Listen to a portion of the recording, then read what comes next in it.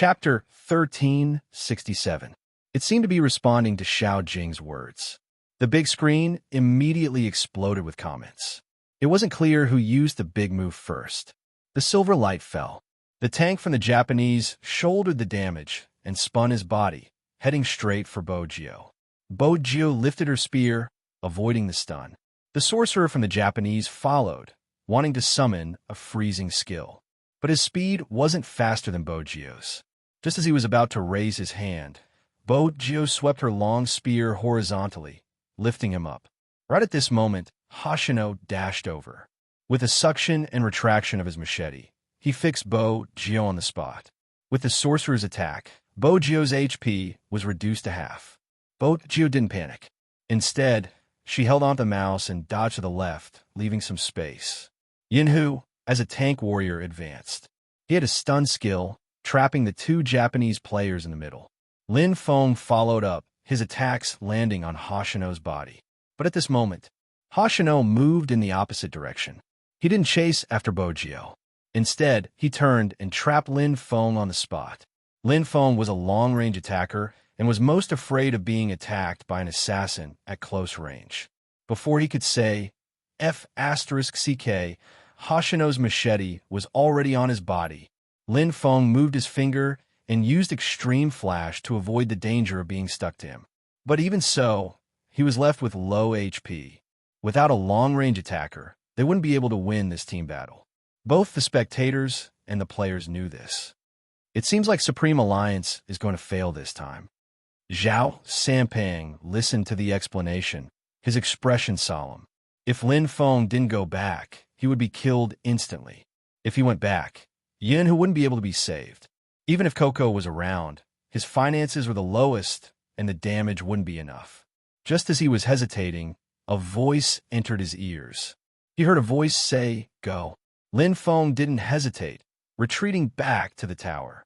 When the Japanese saw this, they focused all their damage on Yinhu. Just as his HP was about to drop, a white figure darted over. A white silhouette dashed in and set up an electric formation, slowing down the speed of the three Japanese. This allowed Yinhu to walk back successfully. Things weren't going to be that simple. This was what everyone was thinking. As expected, in the next second, Yu Cixin's figure appeared on the screen. He waved his mouse and darted towards Yinhu, who had low HP. The music started playing. When the audience regained their senses, Yinhu was already lying on the grass. However, it was not over yet. Yes, Yu Cixin didn't stop. He sprinted towards Lin Feng with no intention of stopping. Right at this moment, Qin Mo used his second skill to shift. The direction of his shift was just enough to block Yu Cixin's attack. Was this a prediction or a coincidence? People couldn't understand what was happening. But what he could understand was that Yu Cixin's lips curled up as though he had already expected his return. Lin Feng didn't attack again. Instead, his figure blurred as he struck the ruler. Fight a ruler? Now, that was obviously impossible. In the next second, people knew why he did that. At this moment, Yu Cixin seemed to have eyes at the back of his head. He knew Bojio was about to throw her spear over. After pulling aggro and luring it out, it could deal earthquake-like damage. Of course, they had to bear this pain together, regardless of whether it was Yu Cixin, Bojio, or Qin Mo. Even though the damage was low, it was effective in interrupting their collaboration, losing 200 to injuring 600. This was a fair deal no matter how one looked at it. The ruler's roar was mixed with the silver light. It was a shocking scene. Mei Lin's face was filled with surprise. As expected of Yu Cixin, Supreme Alliance probably hasn't realized what kind of opponent they are facing. This person is using data to play games. Yes, accurate analysis, natural prediction, and when he was playing games, his long black hair fell. There was a devilish smile that was extremely handsome. This made everyone understand one thing. The attack had just begun. That was because Hoshino was following behind him. Hoshino dashed forward at the right time. He swung his machete horizontally, and the damage rushed towards Bojio. At this critical moment, Coco followed over. He used his control skill to lock on Hoshino, but Hoshino turned right and dodged it. But he did dodge Coco's skill. But Qin Mo didn't dodge. When the figure dashed over, an electric formation was set up. His speed was reduced immediately. There were 3 swoosh, swoosh, swoosh, swoosh, swoosh. Yusi had a bad feeling. He turned and retreated. Hoshino's gaze froze. He had expected this move, but he didn't dodge it. Fortunately, the damage wasn't enough. Hoshino used the minions and moved instantly, disappearing from Mo's attack range. He didn't stop moving the mouse. He attacked the wild monster and started to recover his HP. He smiled. I'm really a little scared.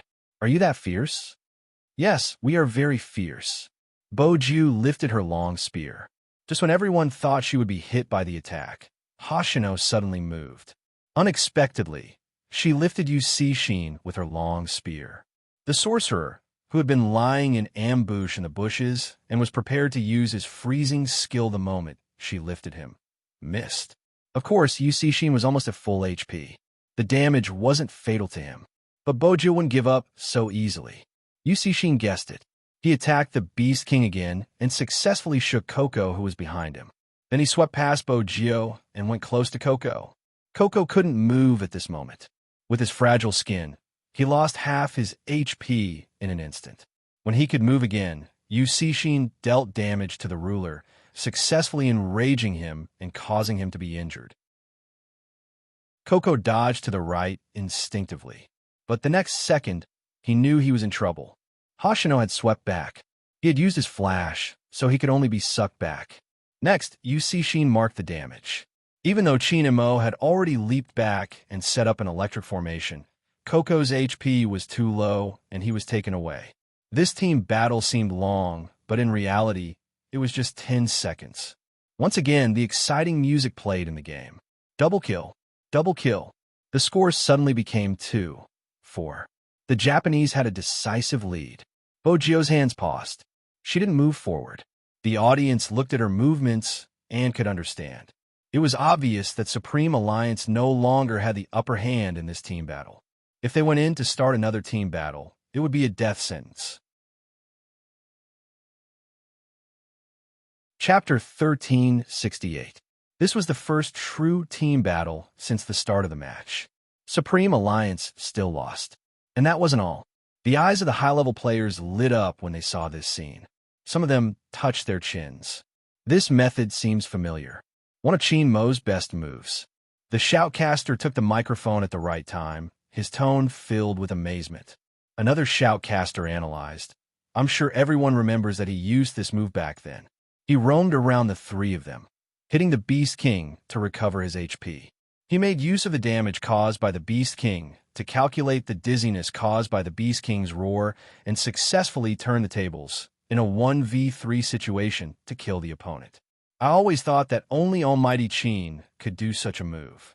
Of course, there have been people who have used it to turn the tide of a match, but most of them were in 1v1 situations. For example, Supreme Alliance's newcomer, Shui Yaoyao, was able to do this, which is considered a high level of foresight. But if it was used in a team battle, it wouldn't just be a matter of foresight, it would require extremely precise calculations. Back then, there were people who tested it, and many people wanted to learn Mo's move and use it in a team battle. Unfortunately, when you actually play the game, you will understand that it isn't that simple. Otherwise, when you attack the Beast King, you might not be able to calculate it well, and after pulling the aggro, the Beast King's attacks will all hit you. You can imagine how terrible the outcome would be. That's why until now, in so many large-scale competitions, no one has used this move in a team battle. That's right. Even Mo hasn't been able to fight like this because of his wrist injury. I didn't expect to see such a scene from Yusi today.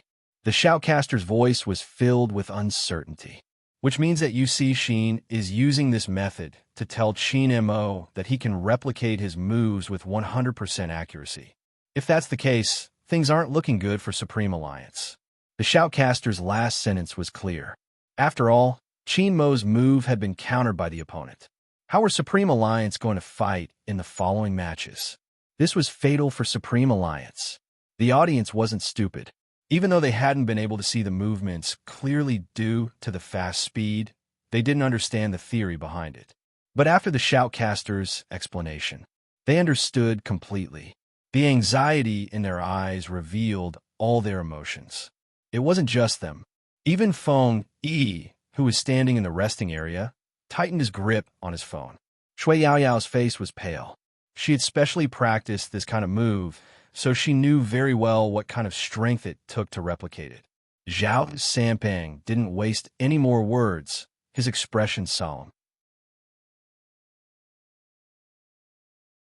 Chapter 1369. Mei Lin wasn't wrong about that. Supreme Alliance's sense of danger seemed to be mixed in the air, so thick that even the audience could feel it. The camera focused on Qin Mo's position. On the screen, he could clearly see that the character he was controlling had paused slightly in the wilderness. Such a pause had never happened in Qin Mo's previous matches. The fans were starting to worry. The shoutcaster sighed. The impact of amnesia isn't small. However, if they were to face a player like you see Qin, regardless of whether Qin Mo lost his memory, the chances of Supreme Alliance winning wouldn't be high. Supreme Alliance's wilderness has been cleared. This speed seems to be Spade Z style. The Japanese have already started flying. What Supreme Alliance does next is the crux of this match.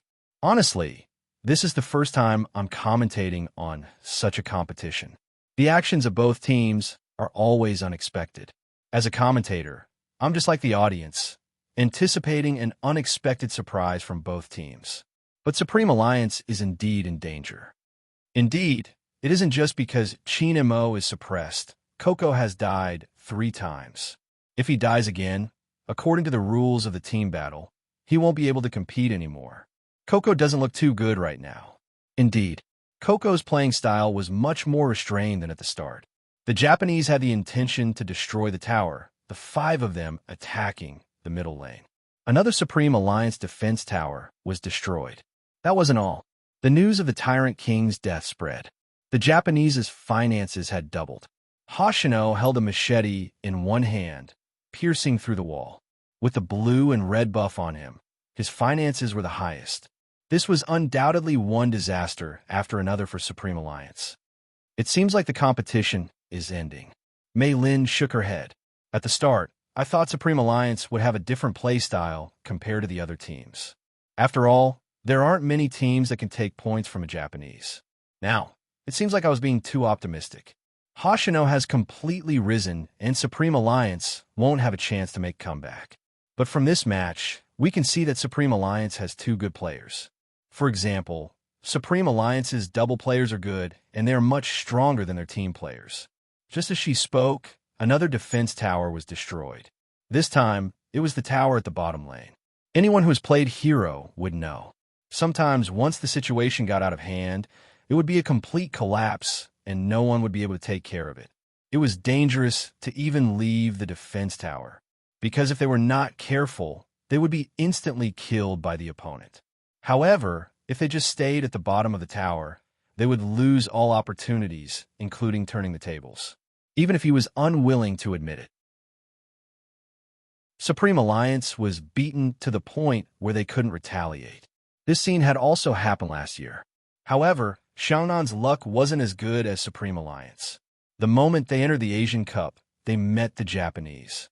Because of that, they were completely defeated by the opponent. But that was the later stage of the competition.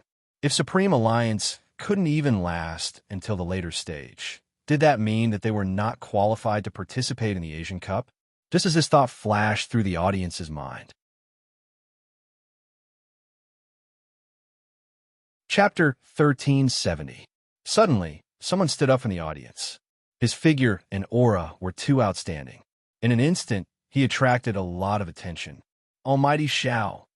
Is he here to watch the competition? There's no way Xiangnan wouldn't be here for such a competition. That's true, but judging from Almighty Xiao's expression, he must be thinking that Supreme Alliance has lost and is leaving. Honestly, there's no way to retaliate. It's such a pity. The discussion grew louder, but Xiao Jing didn't look at them. Instead, his gaze was on Qin Mo. While Qin Mo was drinking his water, he suddenly asked, Qin Mo, is Supreme Alliance going to play the Asian Cup like this? This was the first time Xiao Jing said such a thing. Regardless of whether it was a competition or an interview, Captain Xiao had always been a man of few words. The moment he spoke, Watanabe, who was seated in the Japanese's resting area, turned towards him. The shoutcasters and committee members focused their attention as well. Under normal circumstances, as long as it didn't affect the competition, they wouldn't interfere. They just hadn't expected it. The director was smart, knowing this was a highlight. Hence, he shifted the camera to Qin Mo's face. At this moment, the audience only had one thought. The almighty Qin was still in the mood to drink water. The competition was already so intense. Why was his drinking posture still so handsome? Even his slender fingers seemed to be emitting light. They really wanted to lick the screen? The director turned the camera over to see Qin Mo's reaction. Unexpectedly, Qin Mo arched a brow, placing the bottle of water down. His right hand gripped the mouse once more, his expression indifferent. MH, MMH, MH. What did he mean by MMH? Zhao Sampang wanted to roar like the Beast King. In the past, he had always felt that Qin Mo was incomparably annoying. How could he still be like this after losing his memory? Wait a minute. This guy could it be? Could it be? Zhao Sanpeng's eyes widened. He sat down, caressing his chin with his fingers. Captain, I think Qin Mo is up to no good. Do you think so too? Xiao Jing glanced at him, not beating around the bush. He simply said what he wanted to say. Qin Mo has recovered his memory. He's definitely recovered. That yes of his is almost on par with the sun. He was like that when he was competing with us. Zhao Sampang said through gritted teeth. Goddess Luo cupped her face, looking like a love-struck fool. She only had eyes for Bo Jiao. I think my almighty is the one holding back his naughtiness. Zhao Sampang simply didn't want to bother with the fact that girls always looked at people's faces. There's itself to look at the figure. Who could be more muscular than him? Oomph. He really didn't know how to appreciate. No one knew Qin Mo better than the three of them. However, in the eyes of many, the outcome of this match had already been decided. Supreme Alliance was just struggling. It was only a matter of time before they lost this match. Chapter 1371. At this moment, the audience seemed to have lost their confidence, all of them looking listless. Those who usually like to play games were completely disheartened. Supreme Alliance's luck isn't good. They're always so close. Previously, Almighty Qin wasn't around, but now that he's here, he isn't of any use at all. In fact, it isn't easy to fight against a player like you see Qin. Even if Supreme Alliance loses, it's understandable. That's right, no one can avoid such a situation. Besides, they still have Hoshino, the godly jungle assassin. Now that Hoshino is here, it will be easier to kill Coco. Indeed, he can kill him in seconds. He can't even leave the tower. But it isn't like he didn't gain anything. Even if he lost, he would still be the runner-up of the Asian Cup. MMH, this result is actually not bad. It was as if they had already predicted the outcome of this discussion. But no matter how they looked at it, Supreme Alliance wouldn't win. Right at this moment, suddenly, a crisp and childish voice came from somewhere. Why do you all think Supreme Alliance will lose? At the start, everyone was still looking for the voice. After all, they couldn't see the person and it sounded too young. When they saw the child wearing a cap sitting in front of them, they froze. What was going on? A primary school student was here to watch the competition? It was indeed a primary school student. She looked to be around 10 years old. Her facial features hadn't matured yet.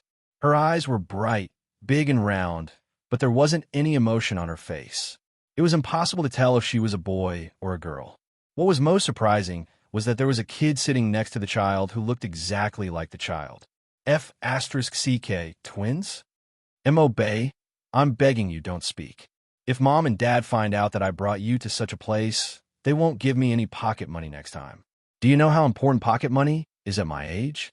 I'll need it to get a wife in the future. The two kids were rather amusing.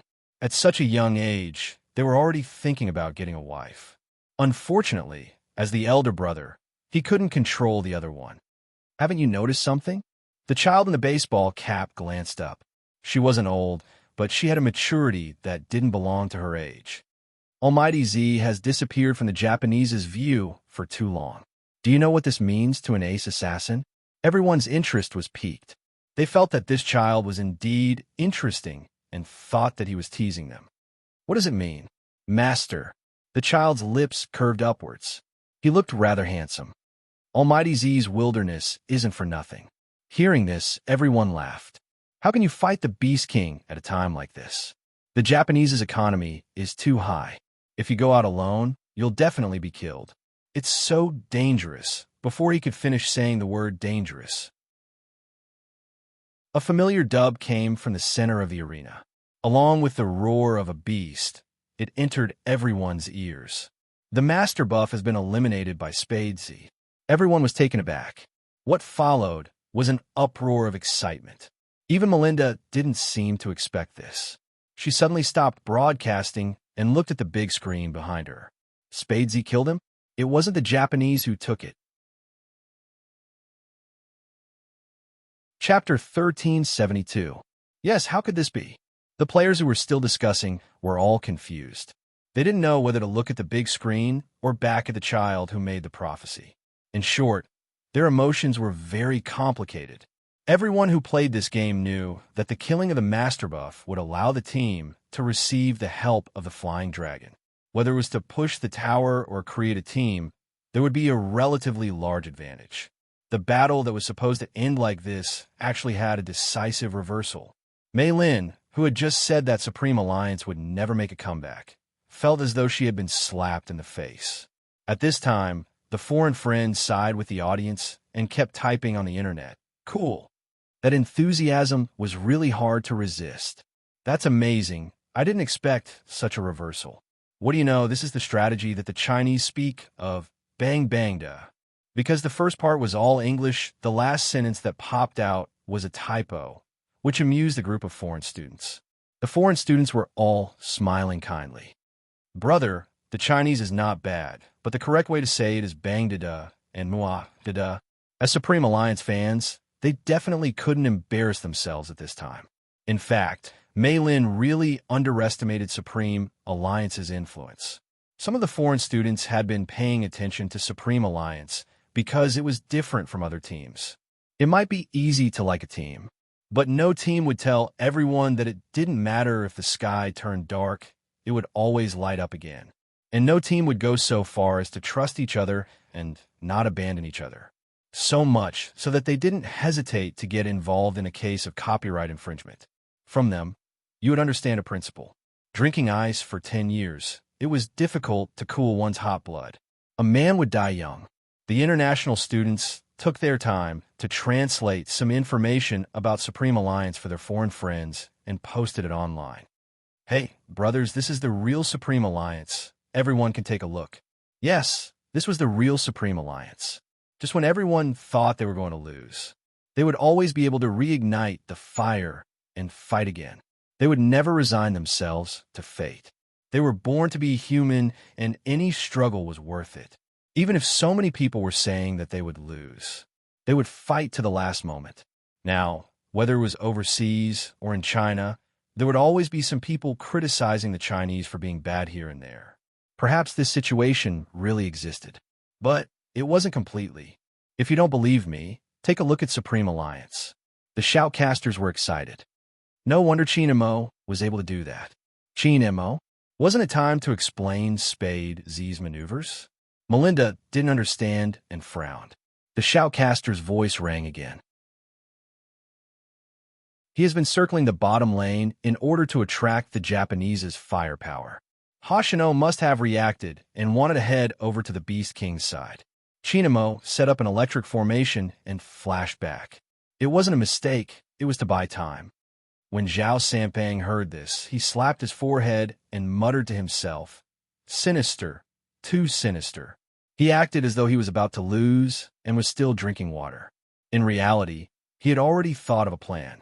Chinamo is really just when people thought it was over. Chapter 1373. KO. Someone died? Another Supreme Alliance member died? Who was it? The first thing they did was to look for Supreme Alliance's position on the map. But they realized that everyone had returned to the defense tower. No one died. Wait a minute. The person who died wasn't someone from Supreme Alliance. The person who died was someone from the Japanese. That was even more unbelievable. How could it be? Mei Lin didn't even bother to take the microphone. No one knew what had happened. The director quickly switched to the replay mode. That was when the audience saw it clearly. The angle that Qin Mo flashed back to was right behind the sorcerer. Even if the sorcerer saw it, he wouldn't be able to react in time. After all, sorcerers are naturally slower than assassins. Moreover, he had already used a flash, so he wouldn't be able to dodge Qin Mo's big move. On the screen, the flower of the sword fell with a silver light. After killing the person, it moved nimbly and returned to the defense tower. It only took an instant to complete this action. Therefore, even the audience at that point of view did not see such a scene, because most of their attention was on Hoshino. Even the Japanese's gazes were focused on the same spot. It was as though the more they guarded against the other party, the more they couldn't predict what the other party would do. Yu Cixin had thought of it, but the distance was too far. When he arrived, Qin Mo had already entered the defense tower. They watched the process of killing the person. The audience's eyes widened. It was as though he had charged into the crowd. At first, they thought it was a technical error. But when they heard that the Beast King had been killed by Spade Z, they realized that Qin Mo hadn't made a technical error. He had been stalling for time. But no one had told them that Qin Mo's ultimate goal was to kill. If they had to describe it, he was like a swordsman who came and went without a trace. They had thought that he would be killed instantly when he entered the crowd. Unexpectedly, not only did that not happen, he even took the head of the other party. What kind of godly operation was it to be able to do that? But it was precisely because Qin Mo's landing point was too coincidental. Some people also felt that there was an overstatement of luck in this. For example, Mei Lin. After all, she had been watching the competition.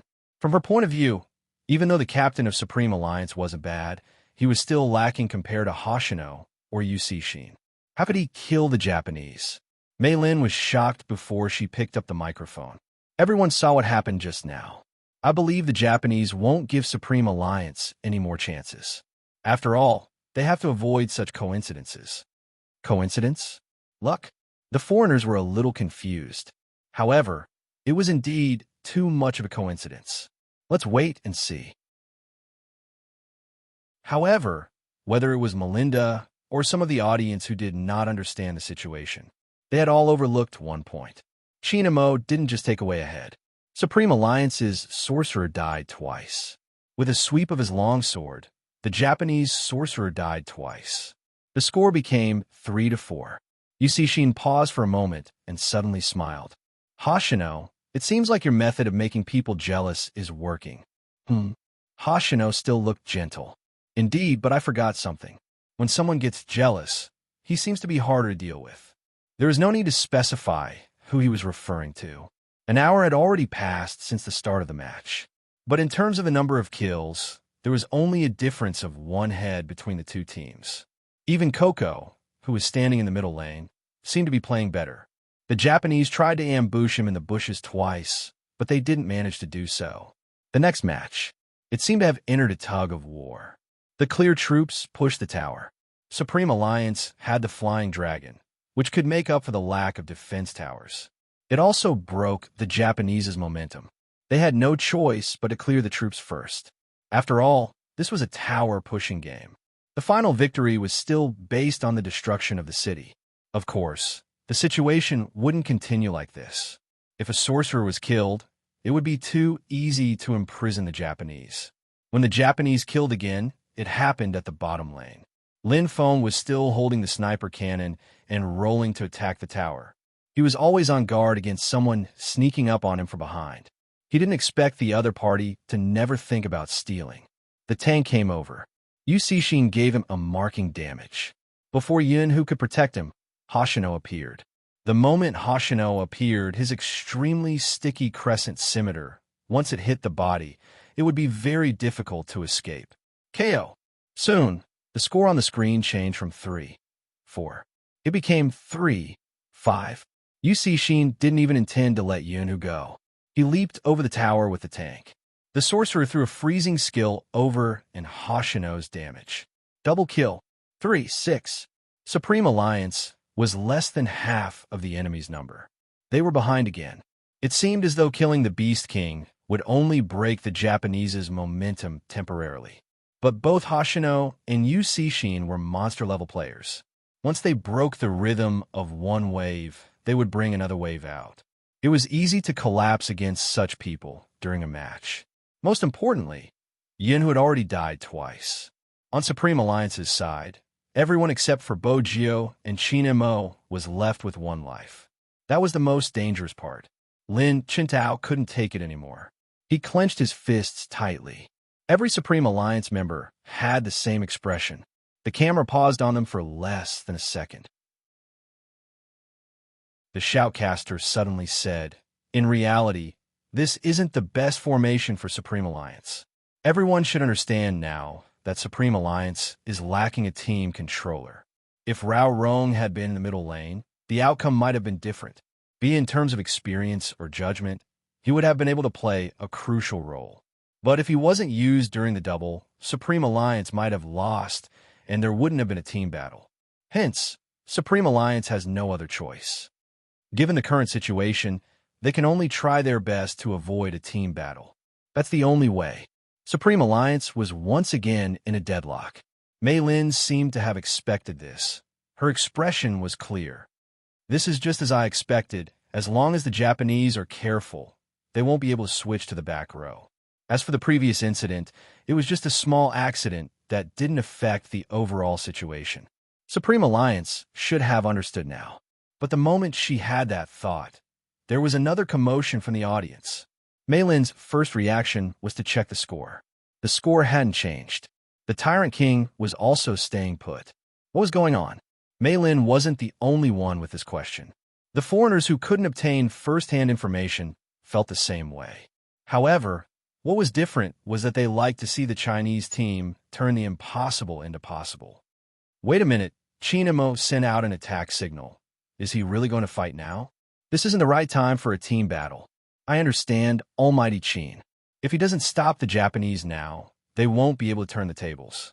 Am I the only one concerned about why Almighty Qin and Big Spade didn't appear in the bottom lane? No, Almighty Hoshino is concerned too. You saw the screen just now. He zoomed in on the small map, looking for Big Spade and Almighty Qin. That was after they crossed the tower. I mean, what were Almighty Qin and Big Spade doing before that?" No one was able to answer, because their attention was on the bottom lane. The sense of déjà vu came again. This was a huge move when they weren't paying attention. It was like a high-level magician performing a magic trick. The closer you were, the more you would miss something. When you came back to your senses, a miracle had already happened. Just like now. Who could tell them? Why was there only half a crystal tower left on the top lane? The bottom lane was basically cleared. That wasn't all. Supreme Alliance's super soldiers were attacking the tower. F***CK. Qin Mo and Little Spade are really good at this. Zhao Sampang started again. Sinister, really sinister. They even know this is a tower attack game. 2 of the Japanese had returned to the city because they couldn't lose the last defense tower. If that was the case, it would be really dangerous. Fortunately, they arrived in time. But it was at this moment. Qin Mo sent out an attack signal. "The troops are gone. Are they going to attack?" No, that doesn't seem to be the case. Indeed, that wasn't the case. Because of where he was hiding. In the bushes beside the Beast King. It was too far from the Japanese's defense tower. Is he trying to scheme? The shoutcaster guessed the truth. But at the same time, Yu Cixin and Hoshino could roughly guess it, so they didn't go over directly. Instead, they gathered their teammates, and the 4 of them went over together. The other one stayed at the bottom of the tower to clear the troops, to prevent Spadesy from attacking the tower at this moment. The 4 of them came from 4 directions, but they didn't rush over directly. Instead, they formed a circle, exuding a faint sense of nervousness as though a battle was about to begin. And Qin Mo was hiding in the middle of the 4 of them. According to the map, they were already surrounded by the Japanese. No matter how good his skills were, it would be hard for him to escape under such circumstances. The fans were worried. As the tanks came down from the top lane, they got closer and closer. The more they panicked, the more they panicked. They wanted Qin Mo to leave quickly. Unfortunately, even if they said that, their voices couldn't reach Qin Mo's ears.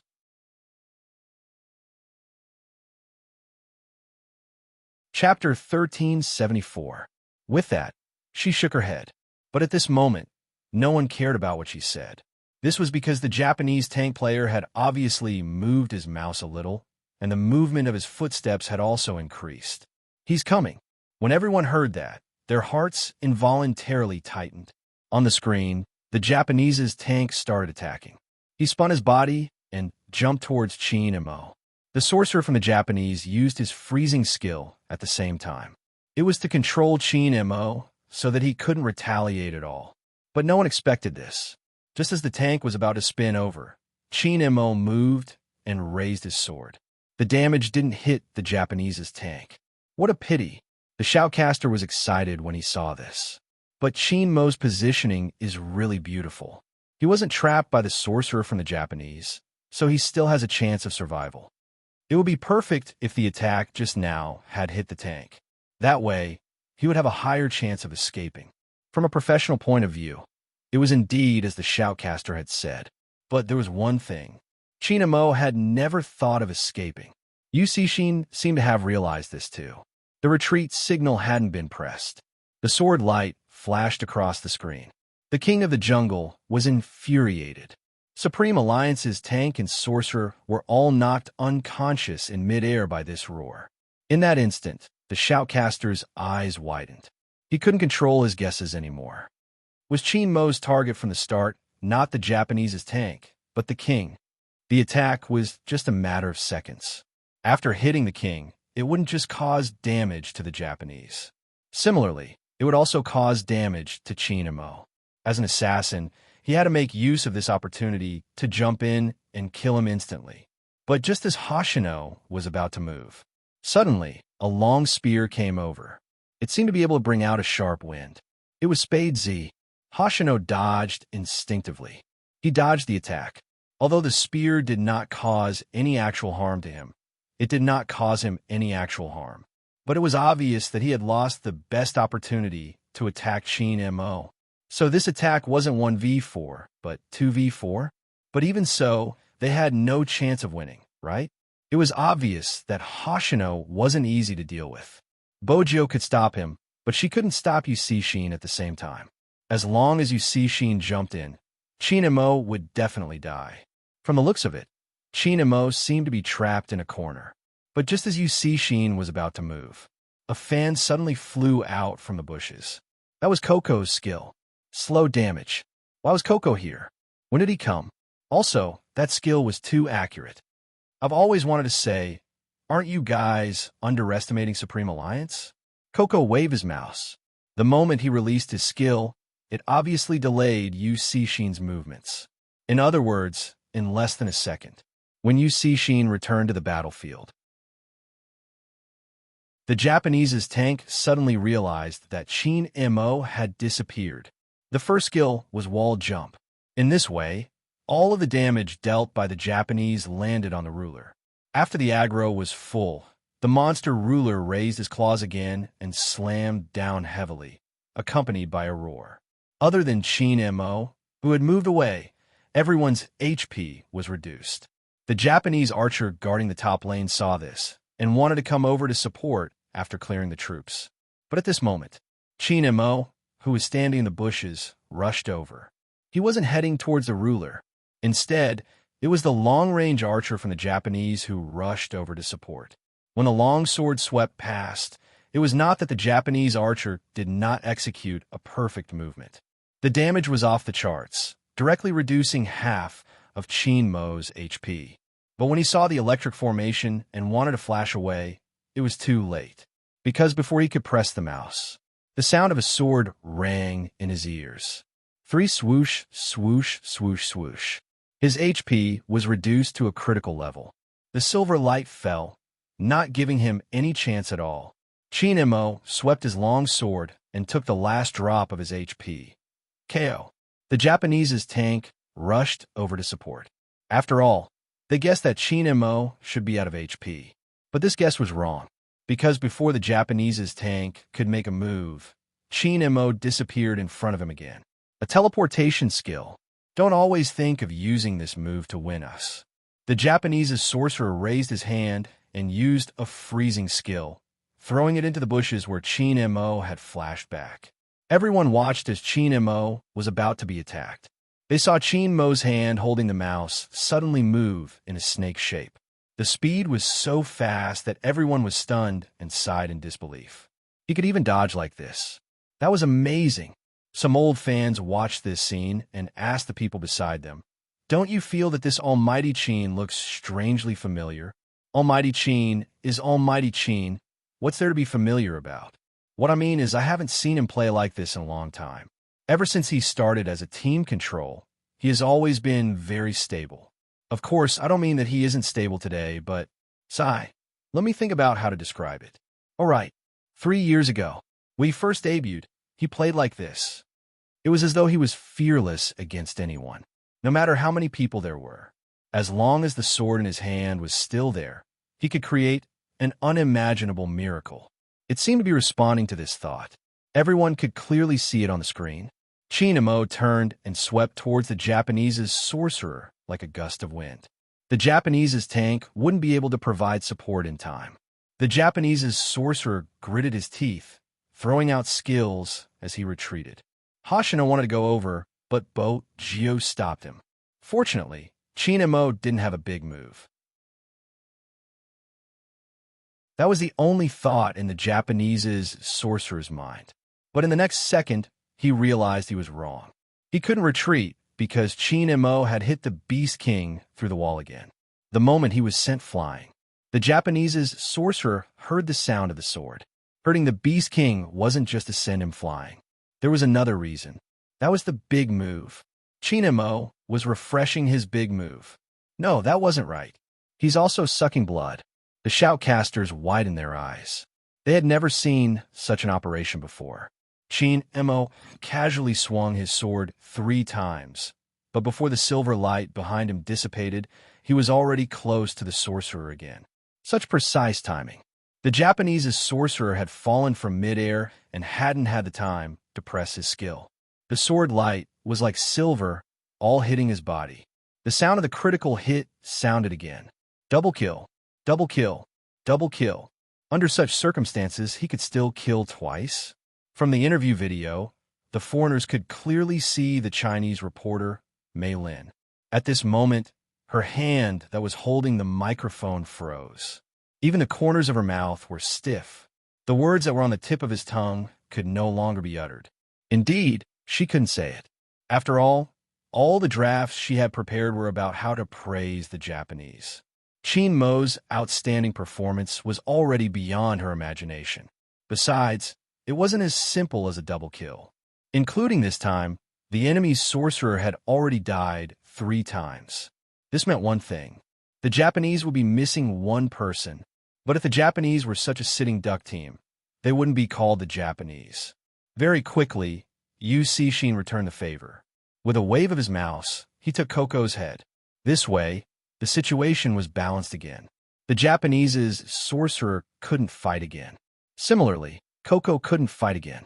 The 5v5 became 4v4. But it was undeniable that in terms of the number of kills, the Japanese were still in the lead. Mei Lin looked at the 5-7 head count and laughed. It seems like Supreme Alliance performed exceptionally this time. But from the score, we can also see that Supreme Alliance is still lacking if they want to win. However, the moment she finished her sentence, all of a sudden, another sound effect came from behind him. No one had expected this sound effect, but it was like a whirlwind that stirred up the entire crowd. Quadruple kill, triple kill, triple kill. Some fans even stood up in excitement. After all, how could anyone achieve a triple kill in such a situation? But this scene really happened. Even the director didn't expect it. He quickly cut to the replay angle. That was when everyone saw Yu Cixin choosing to attack Coco. Chin Mo used a displacement skill and jumped back to the Beast King's side. After 2 clangs, he flew towards the Japanese's tank who had less than half of his HP left. The tank reacted quickly, wanting to use the rotation of his body to lock Chin Mo in place. But he forgot that there was still the Beast King's buff. After the damage appeared, all of it landed on the Beast King. Qin Mo used this moment to sweep his long sword. Numerous rays of silver light landed behind him. The Japanese's tank operator and even his right hand seemed to be shaken. This person was really too fast. No, it wasn't just fast. His prediction and calculation. It was so accurate that it made people's hearts tremble. Logically speaking, his attacks should have landed on him instead. How did it shift to the Beast King? He wasn't the only one who thought so. Even the shoutcaster was confused. This can be considered a bug in the game. It should be. There seems to be a godly analysis post that wrote about the bug in the game. But after the revision, these things rarely appear. Wait a minute. What? That analysis post seems to have been written by Qin Mo himself. Even the shoutcaster didn't know what expression to make. Zhao Sanpang's mouth fell open.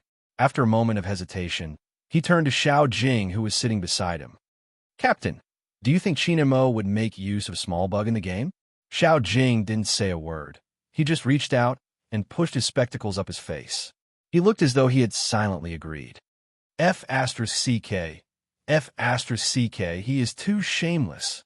Zhao Sanpang's hair rose. As expected, Qin Mo doesn't have the most shameless. He can only be more shameless. No, it isn't over. Xiao Jing, who had been planning to remain silent, suddenly spoke up. Zhao Sanpang was still confused. It isn't over. It was already like this, and it wasn't over. What else did Qin Mo want? Just as Zhao Sanpang was thinking about this, another sound effect appeared in his ears. It couldn't be Qin Mo killing again, right? Of course not. But other than killing, his sword could kill other things.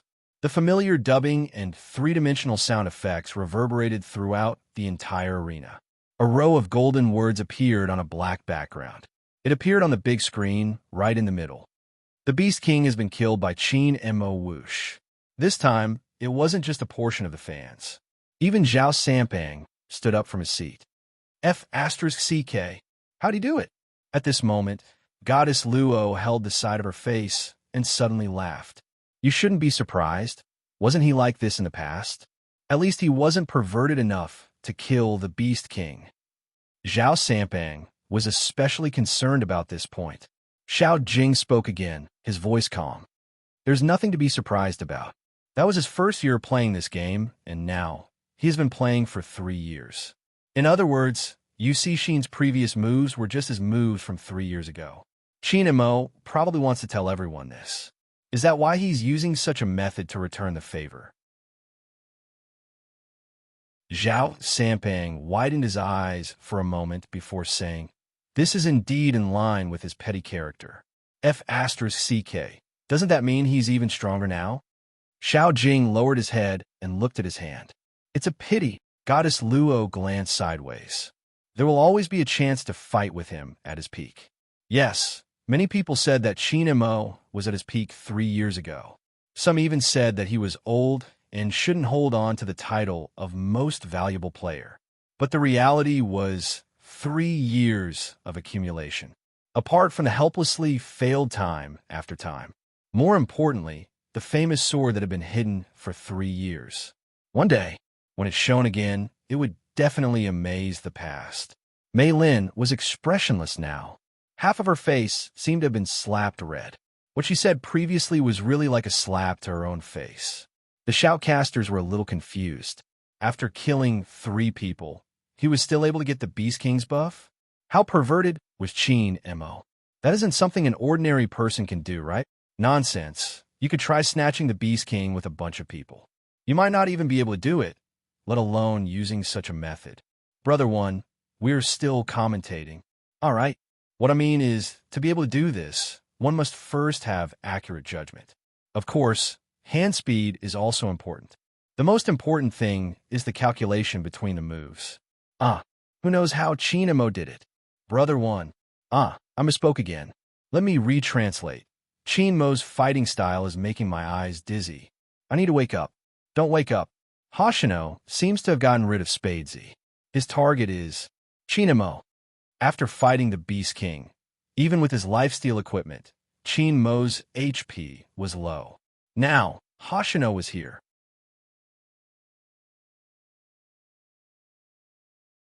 Chapter 1375. Moreover, Yu Cixin was behind Qin and Mo. He had used up all his skills. He probably wouldn't be able to escape. But right at this moment, a ray of silver light flashed. It was the rifle in Spade Z's hand.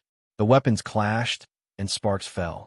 Since she didn't have time to attack, she used her back to block the knife for Qin and Mo since she still had a lot of HP. At this moment, Lin Feng and Yun, who rushed over after reviving. Hoshino's finger paused. He knew it wasn't a good time to attack. He glanced up at the opposite side. Then he and Yu Cixin retreated back to the tower. They were so fast that Supreme Alliance couldn't encircle them. But if Supreme Alliance retreated just like that, they wouldn't be called Supreme Alliance. They took advantage of the fact that the Japanese's tank and archer hadn't revived yet. Qin Mo and Bojio were like two streams of air, skimming towards the opponent's jungle. Especially Bojio. She leaped over in just 2 steps. She first picked up the red buff, and then skimmed towards the troops on the top lane. What was strange was that she didn't kill the small beasts at the side of the bushes.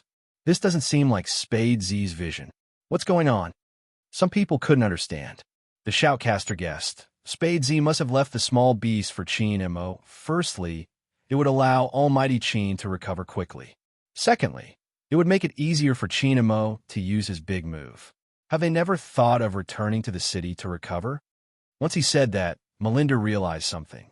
Spade Z and Qin and Mo from Supreme Alliance had never returned to the city.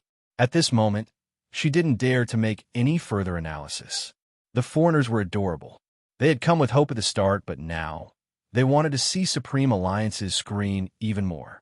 At this moment, the audience realized something. Spade Z didn't kill the small beast for more than one reason. She wanted to take down the entire troop on the top lane. Yu Cixin and Hoshino had realized this a long time ago. They had rushed to the top lane as fast as they could. But with the Beast Lord's buff and the help of the Flying Dragon, Supreme Alliance's tower attack speed was really fast.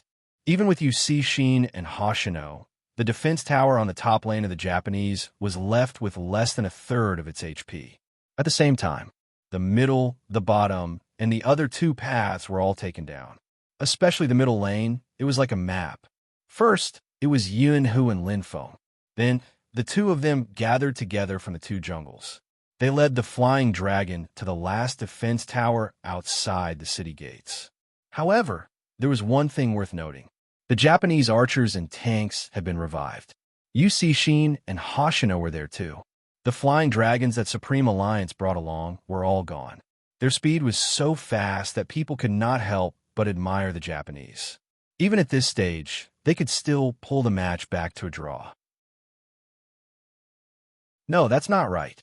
It wasn't just a draw. It was because they had an absolute advantage. Supreme Alliance had been focusing on the top lane and had forgotten what the bottom lane was like. It was only then that people realized that 2 batches of super soldiers had already arrived at the bottom lane. The red lines were hard to miss. When did this happen? The playback was playback. Only then did he get a clearer look. It was the cooperation of Hoshino and Yu Cixin. Very quickly, the news of Supreme Alliance's defense tower being destroyed appeared on the screen. A large number of super soldiers started to head towards the center of Supreme Alliance. F*CK, oh no. Zhao Sampang was shocked. He even forgot that they were wearing earphones. He shouted, "Little Spade, what are you doing? Hurry up and return to the city. Our home is going to be destroyed." Everyone who played this game knew that. In terms of the rules, it didn't matter how many died. The final outcome would be determined by the destruction of the city. Hence, this game tested the teamwork and battle strategy between teammates.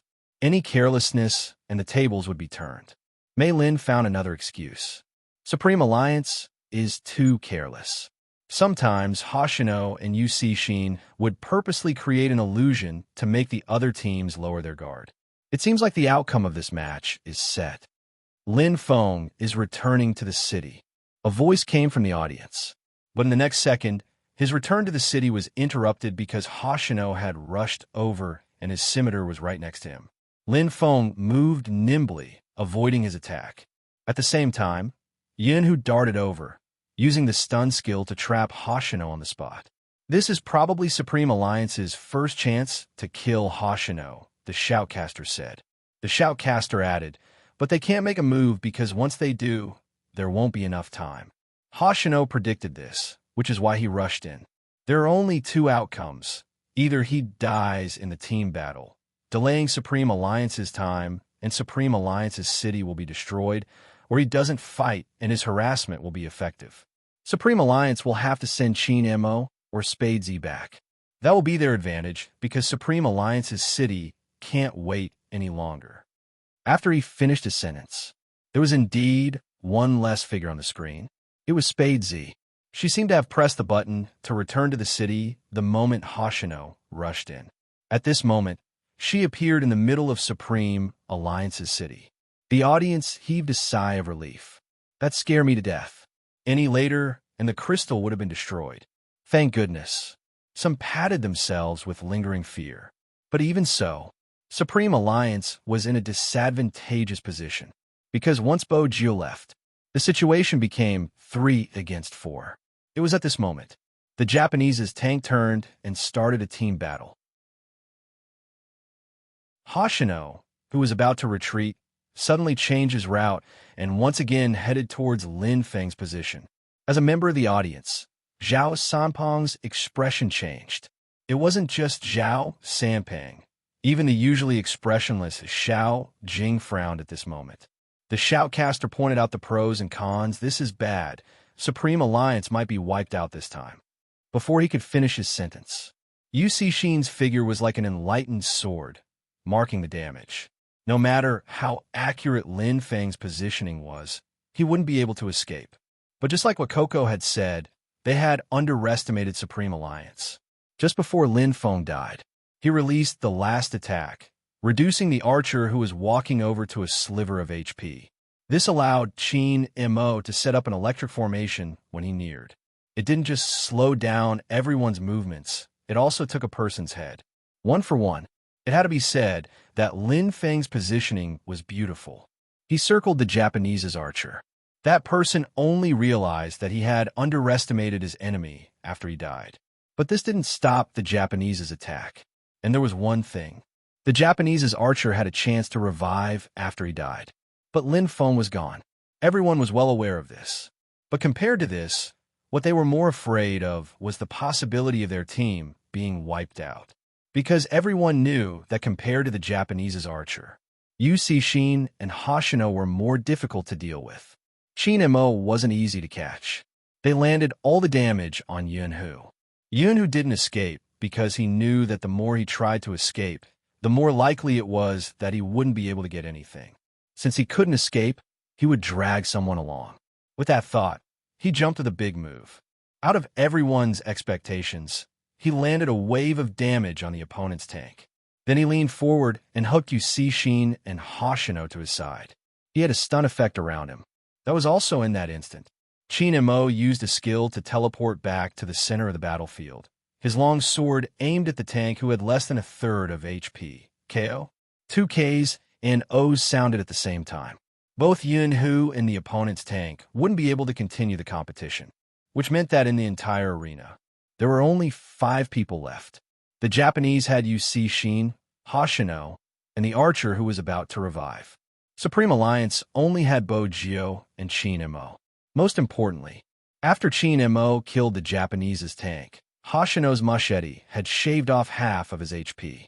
Moreover, Yu Cixin's skill had a marking effect. He couldn't avoid the opponent's big move even when he went into the bushes. This time, Qin Mo won't be able to make it. Spade Z was still too far away.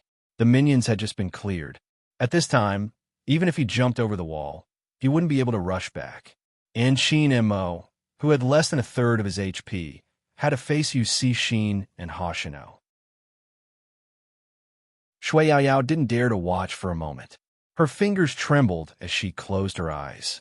Just as everyone thought that the competition was about to end, Qin Mo's figure suddenly disappeared in front of their eyes. That was a skilled teleportation. It was as though ashes were suddenly ignited. Everyone sat up straight, watching the scene in excitement. Even a shoutcaster couldn't help but exclaim, "Beautiful!" But Yu Cixin couldn't let Qin Mo escape just like that. He changed his direction and flew towards him. But Qin Mo wasn't prepared to fight with him. His slender figure skimmed towards the bottom lane. Hoshino seemed to have predicted this. He was one step ahead of Qin Mo and waited there. He was about to strike with his machete. Suddenly, another figure appeared in front of him. The long spear rose up, and he was lifted into the air. It was Spade Z. No one had ever heard such intense tapping sounds from a keyboard. The two of them had the same hand speed and seemed to be on par. The machete met the long spear. Countless silver sparks were ignited. At this moment, the archer on the Japanese's side revived and fired a long-range cannon towards them.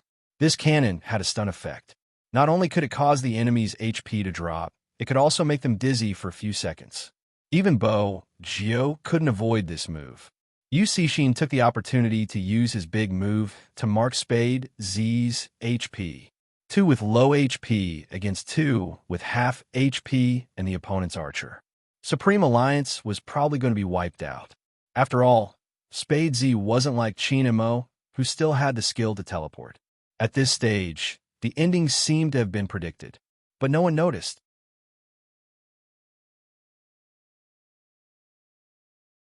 Chapter 1376. Her hand speed was so fast that it was dazzling. No one could see what she did. They thought she was escaping, but the screen didn't show it. It seemed like it was too late to escape. Even when Qin Mo turned sideways and used the sword formation to slow Hoshino down. But at this moment, Yu Cixin activated his big move. A marked damage, and the long knife went straight for Bojio. The figure in front of him lay down. The fans suddenly fell into silence.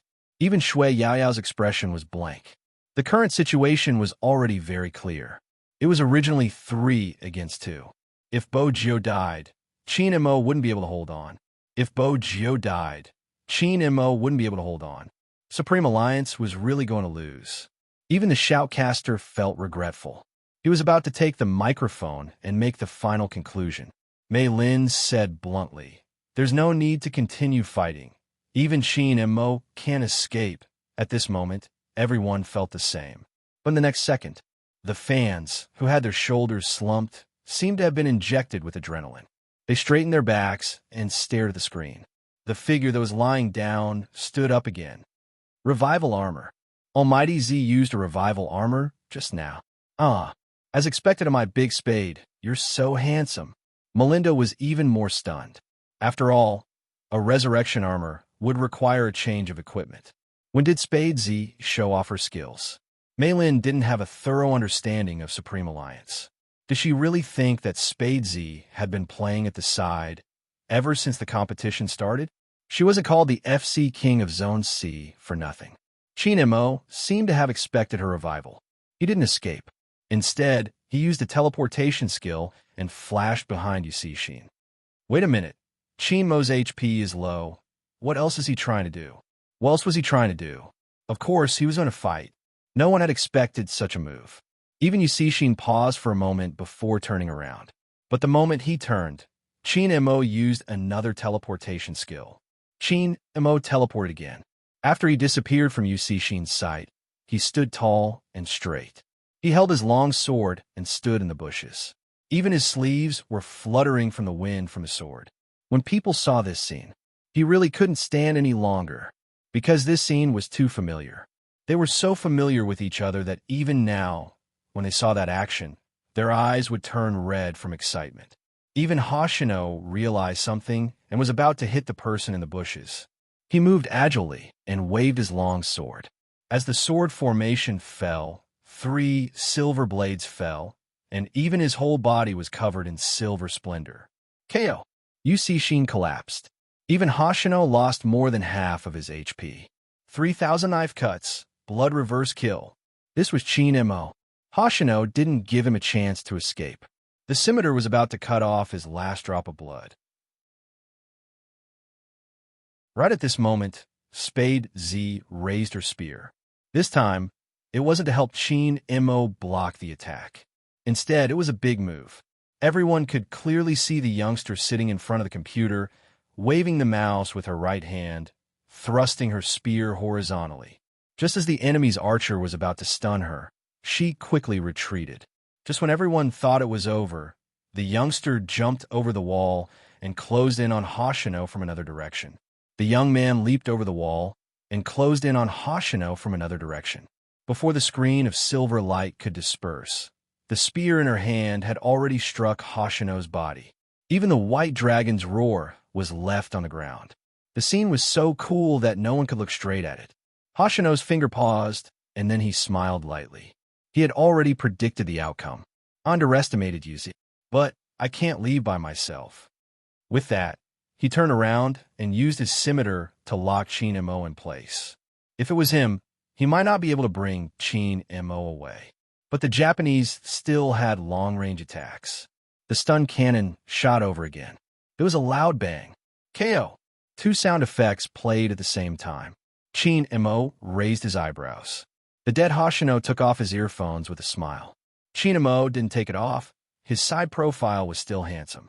His slender fingers tapped on his earphones, and he said faintly to the remaining figure of Supreme Alliance, "Take revenge for your boyfriend. Everyone. We really didn't expect Almighty Chin to have such a reaction after his death." Zhao Sampan's mouth twitched. F***CK. How can they be so lovey-dovey at such a time? I'm impressed by this shameless Chin Mo. This is an international broadcast. Is he trying to let the whole world know that he and Little Spade are a couple? Hoshino paused, as though he hadn't expected Chin Mo to say that. The fans at the scene exploded, holding onto their faces with their hands. Big Spade, quick, take revenge for your boyfriend. The shoutcasters coughed lightly. They really didn't know what to say, but the competition wasn't over yet. Whether it was Yusishin or Hoshino, they could still be revived. It was just 20 seconds. There shouldn't be any more problems. But the excitement of this team battle had attracted attention from both domestic and international audiences, because there had never been anyone like Supreme Alliance, who was able to turn the tables in such a critical situation.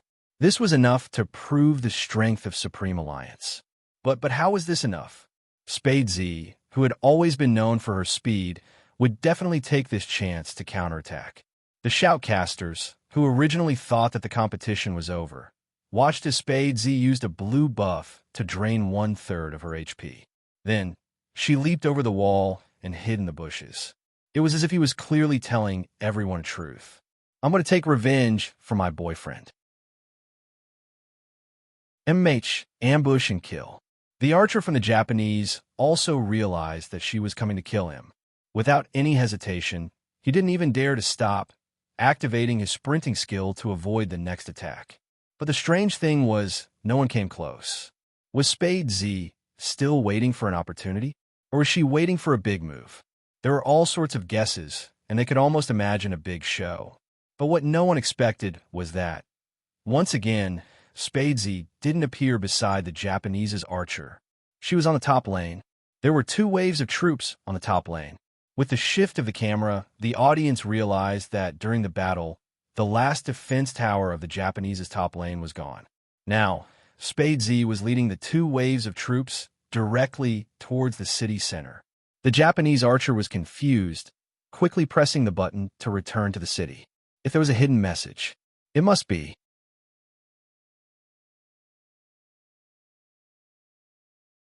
Chapter 1377.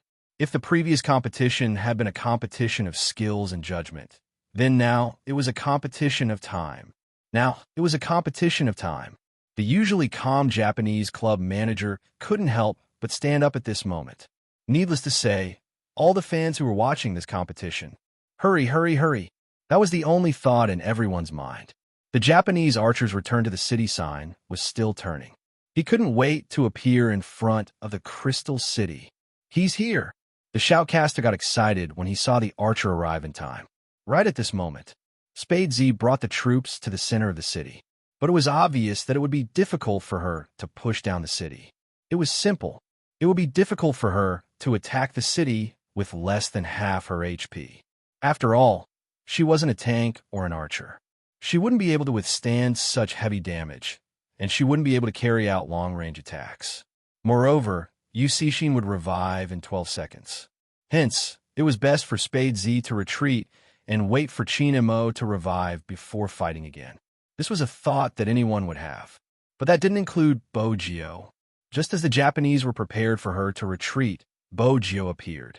Everyone saw with their own eyes that she had taken advantage of a line of minions to sneak in, and with a flick of her spear, all the damage landed on the archer. Just for a moment, the archer was reduced to half his HP. How can she have such a strong destructive power? This was something that everyone was confused about. Logically speaking, Spadesy had already changed her equipment to a revival armor. The damage should have been reduced. Wait a minute, her equipment seems different from before. Indeed, it was different. But the main point was that no one knew when she had changed her equipment. Everyone's gaze landed on the youngster. Her silver hair moved slightly as she moved the mouse. But that was why her nose bridge was high. Even her side profile had an indescribable sharpness and handsomeness. Inexplicably, it gave people a sense of confidence. If it was her, she might be able to do it. F***CK. Look at her finances. From the start of the team battle, everyone had overlooked something. That was the comparison between their finances. Now they realized. Spadesy's finances were 2,000 more than the Japanese archers. She changed her equipment at the last minute and suppressed her finances. No wonder she could reduce the archer's HP by half in one move. And it was not over yet. Everyone watched as she moved sideways. Perhaps it was because her speed was too fast. Even her body seemed to be able to stir up the wind. However, the Japanese archers were not to be trifled with. His opponent's HP was already low after hitting him just now. As long as he used his ultimate move, Spadesy was going to die. However, at that moment, everyone saw the young man move his mouse and draw a Z shape. His spear went up and went straight for the shooter's back. The cannonball was fired, but the target had disappeared. Not only that, more importantly, Spadesy's goal had never been to kill him. Because the spear was raised, she took advantage of the fact that there were only 2 tank soldiers left and directly attacked the crystal. Kacha! Crystal's HP, which had been low to begin with, was now only left with less than half of its HP. At this moment, the Japanese archer realized that he had been tricked again. Spadesy had intentionally diverted his attention so that he wouldn't be able to clear his troops.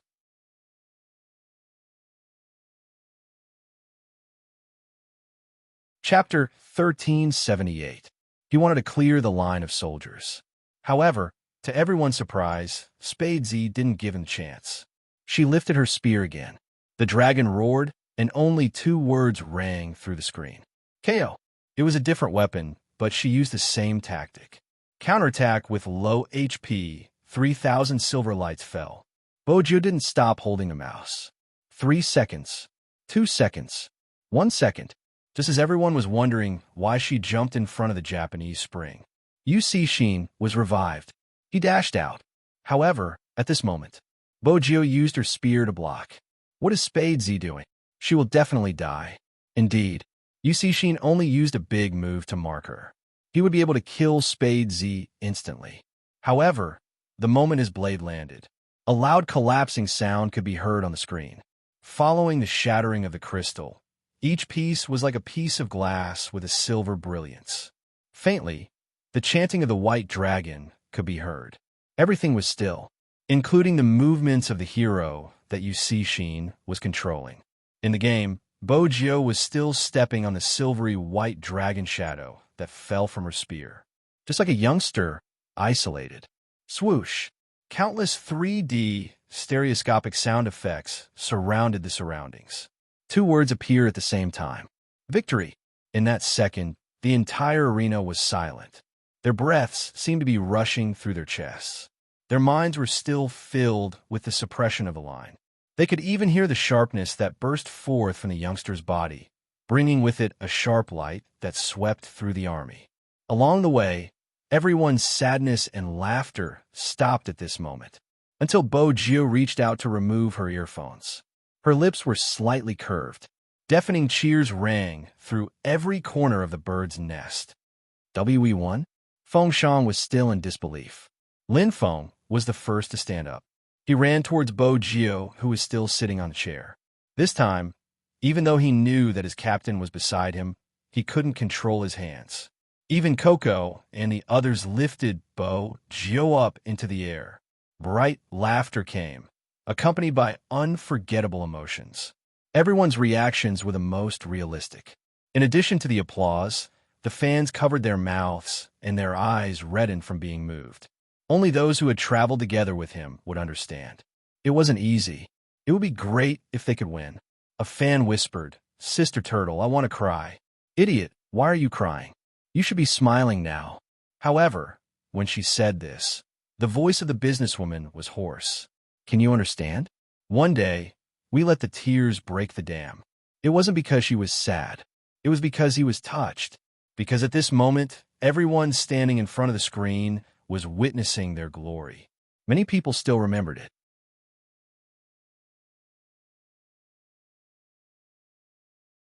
Chapter 1379. As the victorious team, the 3D screen would continuously replay the team's name, including every exciting scene during the competition. The first time they showed their brilliance in the city competition, the continuous counterattacks against the top 8 teams in the province, and the national qualifier where a slender figure stood in the arena in a daze after losing, his head lowered. The revival match that shocked the industry, the national qualifier where they didn't give up. The only place they could sleep was in the internet cafe when they were insulted so badly that they didn't feel safe. Or the way they stood in front of the camera, never shifting their gaze away. And now, the performance of the Asian Cup. The familiar IDs of Supreme Alliance flashed past their eyes again and again. Along the way, everyone's sadness and laughter were imprinted in everyone's hearts as they moved the mouse. At the end of the scene was a calm voice that made countless fans scream. "I'm the captain of Supreme Alliance, Chin Mo Whoosh." Countless people stood up. The MVP of the match was still Chin Mo. When Bo Gio saw the announcement, she felt that she had finally fulfilled her wish. That person wasn't pulled down, he was still standing in his position, and this time, she was beside him. Chimo noticed her gaze and tilted his head, chuckling lightly. "Do you like to watch that much?" "MMH? MMH. Bo Gio's mood was bubbling with happiness, but she wasn't sure what the Almighty was referring to. Chin Mo's voice was still calm. "Hurry over." Bo Gio didn't intend to stay far away from him. It was better for her boyfriend to stand as close as possible. Chin Mo saw through her thoughts. The corners of his lips lifted, making her feel a hint of sweetness. His smile was successfully captured by the camera. Hence the entire country. Oh no, the entire world was caught off guard and fed a mouthful of dog food. What else could Zhao Sampang say? He was so handsome and considerate, but he didn't have a girlfriend. How could Chin Mo, a stinky man who didn't understand a girl's heart, smile like that? Humph! He would never admit that he was jealous. They followed the procedure. The two teams wanted to greet each other. Then, Supreme Alliance went up to receive the award. The two teams stood in the same position. The captain faced the captain, and the vice-captain faced the vice-captain. It had to be said that the Japanese were probably the team that lost the most gracefully, because there wasn't even a trace of embarrassment on their faces. On the other hand, the club's manager was on the verge of breaking down. He did not pay any attention to the interview. Until now, he still did not believe that their team would lose. Not to mention Mei Lin, who was already dumbfounded. She had come specifically for the Japanese and had previously stepped on Supreme Alliance. How was she going to salvage the situation now? Yu Cixin brought his team members over and stretched out his hand. His face was handsome and devilish. Even his voice didn't change. "We'll fight again next year." "MH," Chin Mo replied faintly. The relationship between the two of them could not be considered friendly, even though they were all very polite. Hoshino's side was different. He didn't shake hands. Instead, he leaned forward and did something that no one expected.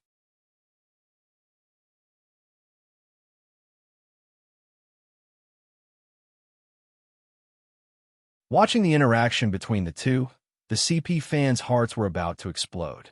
The competition was good, and after the competition, it would be even better. The ticket was worth it. Coincidentally, Chin Mo turned to the left and said something to the youngster. Both of them were dressed in Supreme Alliance's uniform, their figures tall and handsome. This scene revealed a sweetness that she had never experienced before.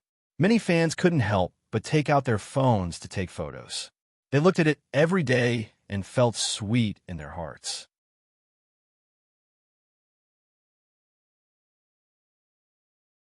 Chapter 1381. Chin Mo asked, "How do you intend to explain your cheating incident tonight?" Bojiu choked. "Brother Mo, isn't your definition of cheating a little too hasty? You're not allowed to have any opinions." Chin Mo tugged her, domineering and childish. As expected, he was jealous. Bojo couldn't help but laugh. When Chin Mo saw this, he held her hand and squeezed it, signaling her to behave. The interaction was too subtle, but it didn't pass the fans' eyes. But before they could see enough. On the other side, the Asian organizing committee walked out. According to international practice, the winning team would stand on the highest podium. But in reality, it wasn't important. The most important thing was that at this moment, the flag of China was flying in the sky. It was the color of blazing flames. The 11 of them lined up in a row. At this moment, they looked more like youngsters who had grown up on this land, singing the same song. Every man had a long-cherished wish in his heart. They could either be a soldier and protect their country, or he could appear on the international stage and let everyone in the world see the national flag that was raised in their eyes. Because this was the only way to win more respect. This was their original intention. It hadn't changed over the years, regardless of what they had encountered. The magical thing was, when you see the flag rising, your insides will become hot and soft. Regardless of what they had encountered, they would only feel glory at this moment. Even if this profession wasn't understood, it wasn't important anymore. It was just as the introduction said. They had once fallen into a bottomless abyss. Now, they were determined to make a comeback and establish themselves as kings. The 11 of them appeared on 32 mainstream media outlets, 64 live-streaming platforms, and even 4 magazines. Of course, Bojo and Chin Mo took up the most space. But no one knew. At this moment, the bunch of people who had just received their awards didn't have time to browse through Weibo, magazines, or media outlets. They had wanted to celebrate. They reached In Wuyao's internet cafe. They didn't know when this group of people started alike to gather on the second floor. It was probably because the sound of the keyboard felt real. It's an occupational hazard that makes me speechless. Lin Feng's self-evaluation was accurate, but it didn't affect them at all. Feng Yi knew that they needed a breather. Other than the interview on the national channel, he avoided everything else. He ordered a lot of food and drinks and brought his assistant upstairs. But when he really went up to the second floor, he found that no one in the group was awake. He didn't drink. He just sat there and fell asleep. Everyone was very intimate. Coco and Feng Shang's heads were touching, and their bunnies were hanging on the ground. Perhaps it would be difficult for outsiders to understand. But as Feng Yi's assistant, he wasn't surprised at all when he saw this scene. Because she knew this group of people was too tired.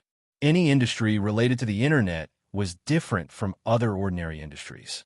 The pressure was great. Another public figure. He had to pay attention to his every word and action. Even if it was ordinary words, they would be misinterpreted by others into another meaning. Some people thought that they liked her, but it had already made them breathless. Insomnia is the norm. Many times, Feng Yi was even more afraid that someone among them would have psychological problems.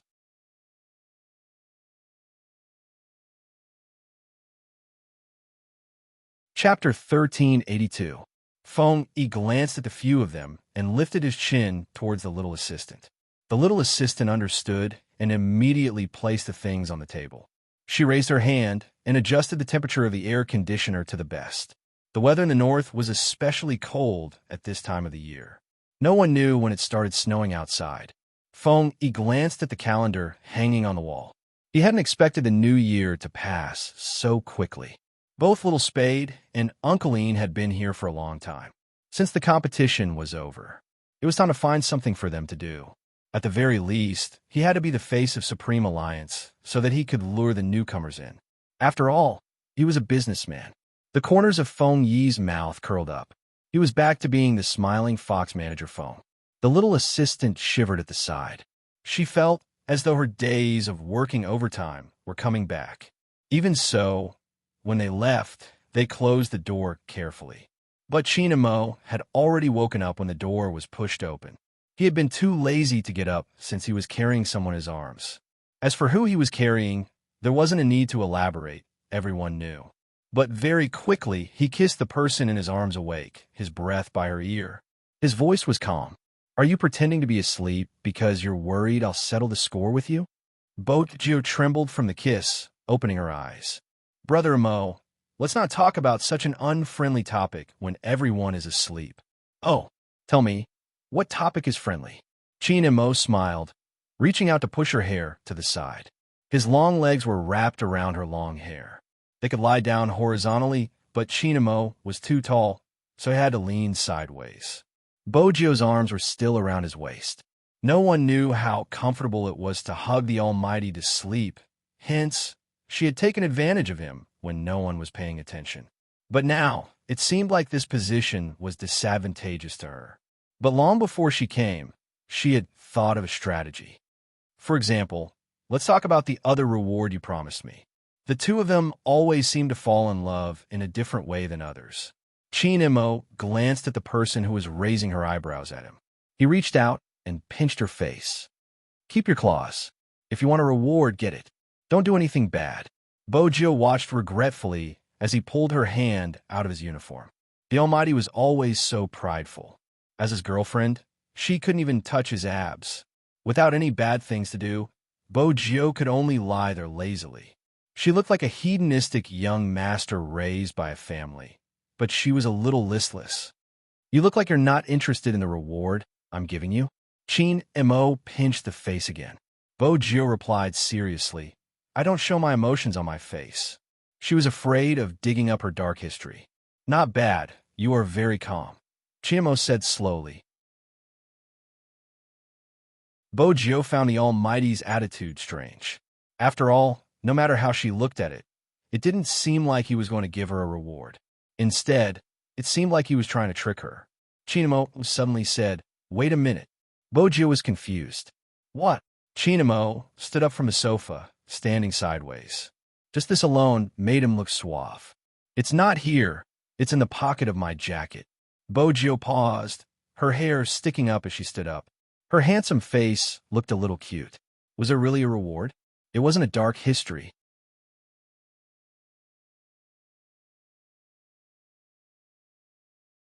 Chapter 1383. Chinamo knew that someone would be curious. His lips curved upwards as he allowed her to follow him casually. Bojo wasn't afraid, since it wasn't her dark history. Chinamo swept her a glance, his smile deepening. He held onto his jacket, his long legs leaning against the wall as he hooked his fingers in Bojo's direction. Bojo walked over. "What is it?" Chinamo lifted his chin, gesturing for her to reach into his pocket. For her to take it herself? Her interest was piqued. She reached her hand in. The moment she saw it, her ears drooped. It was the photo that had been placed in the villa. She knew she had a boyfriend like the Almighty. She couldn't rely on him to give her a diamond ring. The Almighty's favorite thing to do was to dig up her dark history. She would have to find time to ask her fans in the future. What should she do if her boyfriend had a special interest? "I'm waiting online. It's urgent." Even though it was fun to watch the Almighty speak viciously about his childhood because of jealousy, it wasn't good. However, it wouldn't be good if he recovered his memory. What would they do then? That would be another dark history. Bojo made up her mind. Before the Almighty regained his memory, she would explain everything clearly. Chinamo saw that she didn't take the photo out and had a helpless expression on her face. He suddenly pulled her over and lightly touched her face with one hand. "Are you an idiot? Take it out and flip it." What else could there be in a photo? She couldn't flip it and turn it into a ring. Bojo paused, her gaze landing on the back of the photo. There was a line of beautiful black letters. It wasn't long, just 7 words. "You are the joy of youth. You should know what it means when you read it backwards." Chinamo lowered his lids, the lights falling. The night sky outside the window seemed to have become a foil for him. In that instant, it was as though all that was left in her ears was a flowing voice. It wasn't loud or soft, but it was full of substance. "The youngster I like is you." It wasn't an ordinary confession. Otherwise, wouldn't have appeared at the back of the photo. Bojo tightened her grip on Chin Mo's sleeves, the thought rushing through her mind. Chin Mo smiled, planting a kiss on her forehead. It's me. That one word explained everything. The Almighty had regained his memory, all of his memories. Bojo didn't know how to describe her feelings. Her mind was blank. She reached out and hugged him without a word. This time, he really was hers. From the inside out, completely and utterly. After the joy, there was a muffled voice. You didn't even reply to the letters I wrote to you. Chin Mo tucked her hair behind her ears. It's my fault. At that time, I sent them every day, and I even wrote a lot of wrong words. Grandfather Butler laughed at me for a long time. Chin Mo sighed. That's why you wrote the letter. Why would a small hacker write a letter? Bojo felt that she had been too immature back then. The television series caused me trouble. They say that letters can make people feel sincere. Now that I think about it, emails are the most reliable. At least when you read it, it will appear as read. Even if you didn't look at it, I know you didn't receive it. MH, you aren't that stupid. Chin Mo couldn't hold back his smile as he listened to her soft complaints. Bojo paused. Wait a minute, this wasn't the right topic. She was the one who mocked the Almighty.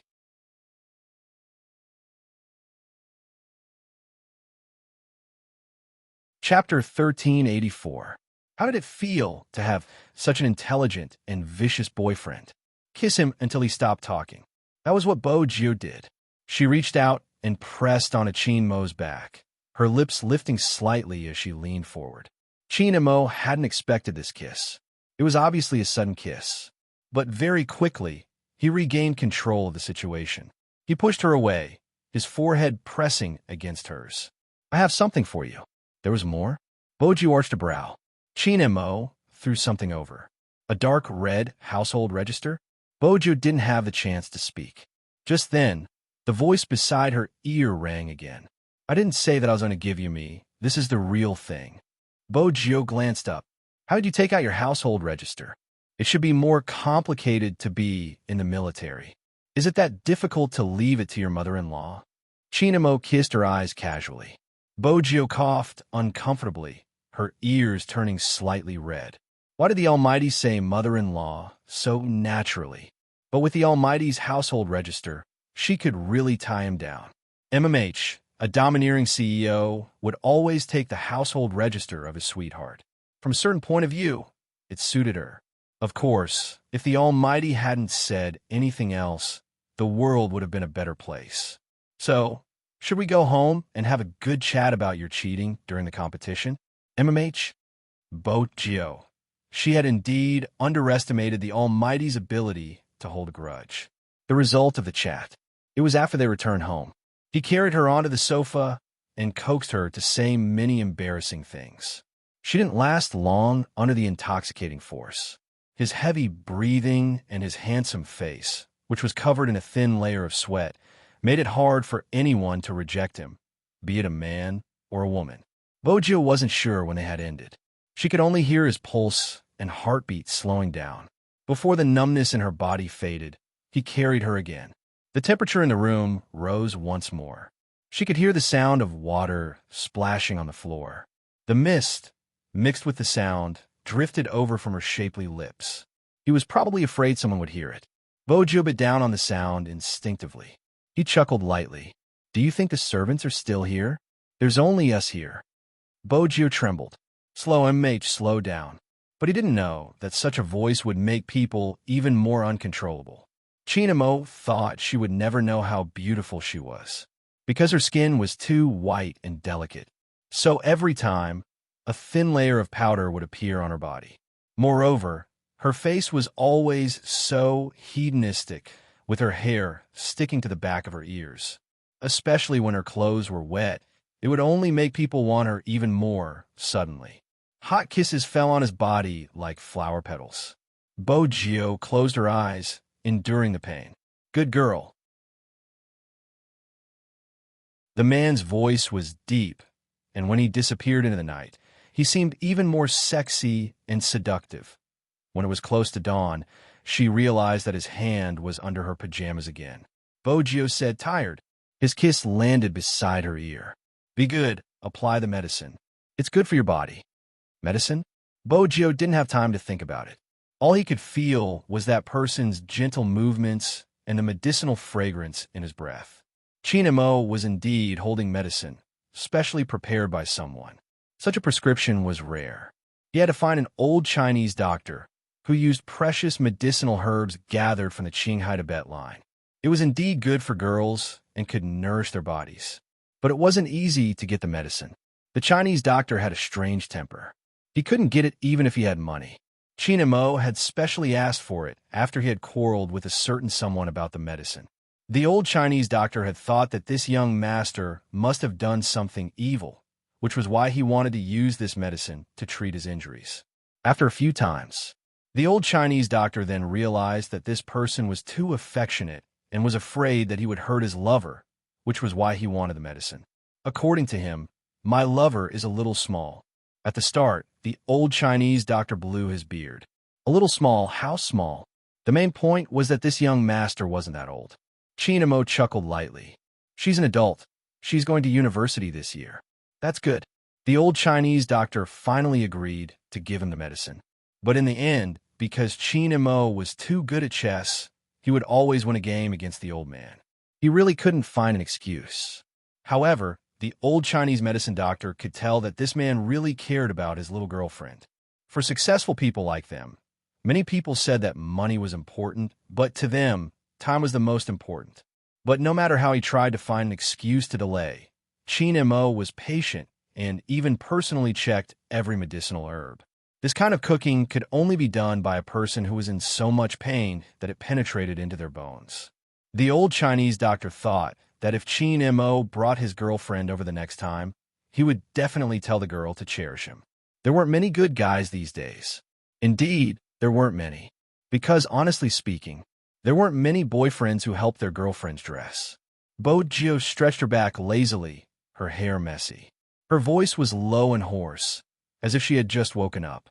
She had a natural arrogance, but because of her perfect voice, it wasn't annoying. Water. Put on your clothes first. There will be water. Chinamo had long legs. He only needed to bend slightly when he spoke. His voice was close to her ear, deep and magnetic, like a feather that brushed past her heart. She couldn't help but admire him. His words made her soften. All right, put on your clothes first. Cuffs. In the end, Almighty Qin couldn't take it anymore and took action himself. Bojio was well-versed in being served. The moment the Almighty opened his mouth, she handed her wrist over. Take the Almighty's clothes, for example. No matter how she dressed, he would always think of her as a little ruffian. He had been like that when they had been young. The two of them had completely different styles. She belonged to the free-spirited group. He was so spotless, it made one suspect that he didn't have any childhood fun. But the Almighty didn't let down the name of a beast in human clothing. Bojio glanced at the man in the white shirt, looking elegant and aloof. Even his slender fingers were so beautiful they seemed to glow. Who would have expected someone with such an aura to be more ferocious in bed?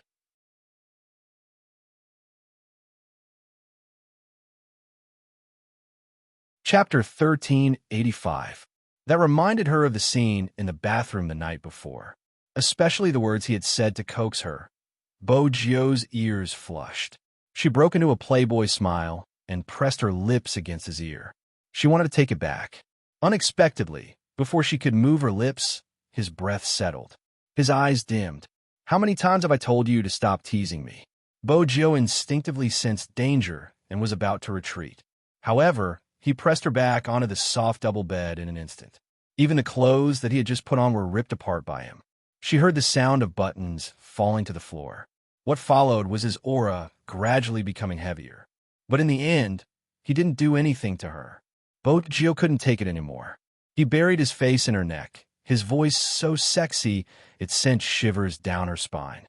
Are you trying to kill me, MMH? Bojio didn't move anymore. The heat from his body was a clear indication of how firm he was. If I wasn't worried your body wouldn't be able to take it, do you think I would be so tolerant? He opened his mouth and bit her neck. Boju trembled. She hugged the person on top of her. Her blurry memories started to clear up. The Almighty had indeed applied medicine on her, and it was in that place. Boju blushed. She was completely obedient. She decided to take advantage of him like this. But this was the downside of being familiar with each other. In the past, it had been easy for her to tease the Almighty. Now, he wouldn't let her kiss him even if she teased him a little. If she teased him more harshly, he would hug her directly. In the end, she would be the one with a sore back. Gradually, the dryness in her body dissipated. That was when Boju realized that this position was indeed good for her. After all, it was rare to see the Almighty so dependent in someone's arms. She couldn't do anything about it. Her boyfriend had the heart of a princess. Boju smiled, reaching out to touch his hair. Be obedient. Those 3 words were very light. He reached out and pulled her up by the wrist. Just like that, he carried her to the wardrobe. Boju's legs were long and fair, giving off a messy sense of beauty. She was a good woman. She wasn't even close. There was no immortal chi on his body either. On the contrary, she was extremely beautiful. Even his eyes were filled with black mist. It was completely different from Qin Mo's aura. Someone once said that Almighty Qin definitely liked those kind of pure and gentle women. After all, these people all had immortal chi on them. If they saw this scene, they would definitely be shocked. What Almighty Qin liked were long, narrow eyes, a mole with tears, long, snow-white legs, and a natural charm. All of these could not be compared to one word: her. Yes, he liked her. With this in mind, Qin Mo lowered his head and kissed a certain someone. Boju wasn't bothered, her fingers brushing past the clothes hanging on it. He had probably brought her over so that she could choose for herself. Who knew that the Almighty didn't mean it that way? He picked a sweater and put it on her head. It's warm. Boju had always prioritized her looks. Brother Mo, I'm not handsome anymore. F*CK. Wait a minute. What are you doing to my hair? After nearly 10 minutes of torment, after being dressed as a bear, Boju finally regained her freedom. But before she could take 2 steps, he arched a brow. Little Boju. Boju tilted her head, her pure black down jacket and red checkered scarf accentuating her handsome face. She had the aura of a manga character. MH, since you have a boyfriend, shouldn't you do some actions? Qin Mo was still wearing a long trench coat today, his aura naturally elegant and noble. Even his words carried a hint of indifference. Boju glanced down at his empty right hand. Oh, he replied and walked over. Brother Mo Boju spoke slowly. Next time, if you want to hold hands, just say so. Little Princess Qin was still as arrogant as ever. She didn't wait for Qin Mo to raise his brow and tugged his hand over. I'm hungry. Madame Zhang isn't around, and it's affecting my growth. Is her boyfriend just for show? Qin Mo glanced over. Boju replied matter-of-factly, then cook for me. She was hoping that the Almighty would say no so that she could show off her instant noodle cooking skills in front of the Almighty. With such a cool skill, if she didn't show it off, it wouldn't be in line with her life goals. Let's go to the cafeteria. Today, there's your favorite beef and bean buns. They're fresh out of the oven. There was a canteen in the military compound. Yesterday, they stayed at the Qin family's main residence. He could indeed go to the cafeteria to eat. Boju's stomach growled when she heard the words beef and bean bun. It was a natural reaction. Those who had never eaten here probably didn't understand how delicious the food in the courtyard was, because there were many old leaders living here. Therefore, they followed the rules of the older generation. The fermented flour had to be fermented overnight. The beef was the freshest. After it was properly mixed, the scallions, ginger, garlic, and pepper oil were poured over it, and the piercing aroma would come out. Not to mention, there were also scalded long beans as supplementary ingredients. After mixing them well, they were placed on a hot steamer and steamed in a traditional steamer for half an hour. When it was taken out of the pot, the skin was thin and the stuffing was big. When he bit into it, his mouth was filled with fragrance. It was just that the younger generation in the military compound had all gone to the army. They rarely ate in the cafeteria. Previously, After staying at the Qin family's main residence, Bo Jiu couldn't forget Madame Zhang's food. Secondly, she missed the meat buns in the cafeteria.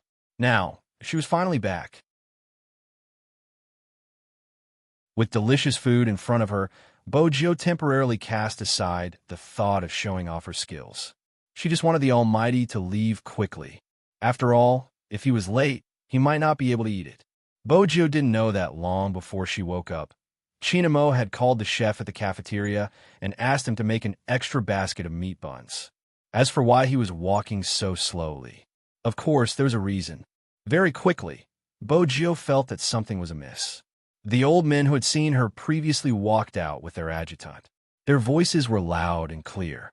"Little Qin, you brought your little friend over for dinner again." "It's not a little friend today," Qin replied, pressing her head onto his shoulder, his smile gentle. "It's my girlfriend." Bo Jiu was caught off guard. That was her expression. The old men inhaled sharply. Hadn't she been his little brother in the past? How did she become his girlfriend now? Almighty Qin gave a good explanation slowly.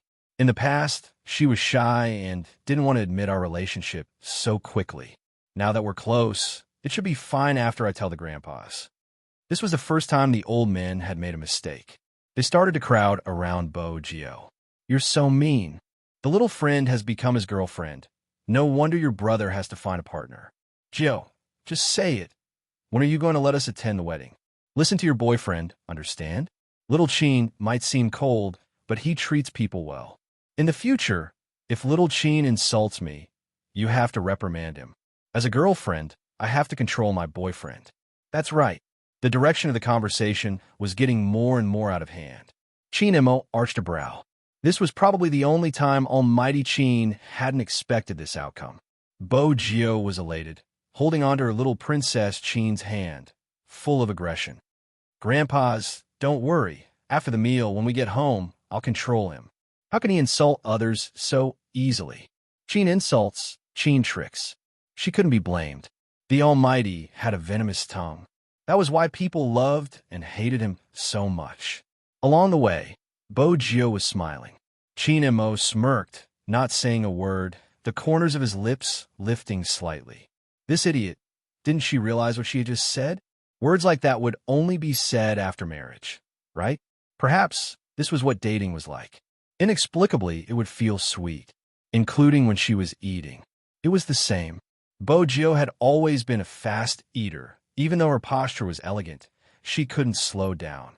Qin sat in front of her, wiping her mouth and taking food for her, much more than himself. This breakfast was really too much for him. Bo Jiu couldn't move. Qin pulled her over and massaged her stomach for her. Even his breath carried the refreshing scent of mint. Bo Jiu smiled, thinking that it would be great if it was like this in the future. There probably weren't many people like this. When she had been young, he had been worried that she would get indigestion, so he would always rub her stomach. Now that she had grown up, he would still rub her stomach after she ate too much. In reality, even if the old men didn't say it, she would still treat him well. There were many people in this world, countless. Qin, there was only one. But the two of them couldn't stay like this for the whole day. The Asian Cup had just ended. This was the time when the media and fans wanted to understand them. As the captain of Supreme Alliance, if Qin didn't attend, it wouldn't be justifiable. At this moment, Feng Yi was a successful slime manager. He called young Master Qin again, but he was hung up. He called Bo Jiu directly. Qin had just finished washing the fruits, his back straight as he took a piece of paper, wiping his fingers slowly, gesturing for Bo Jiu to hold the phone for him. Bo Jiu took the apple, her other hand holding the phone, pressing it against the side of his handsome face. Feng lowered his voice as he explained the process and pros and cons.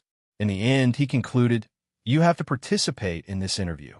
Don't worry, I won't ask you to speak too much, and it won't affect your time with Little Spade. It's just a 5-minute interview."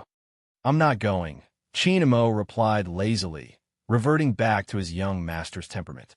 Feng inhaled deeply, telling himself not to stoop to his level. This wasn't the first time this person didn't like to show his face.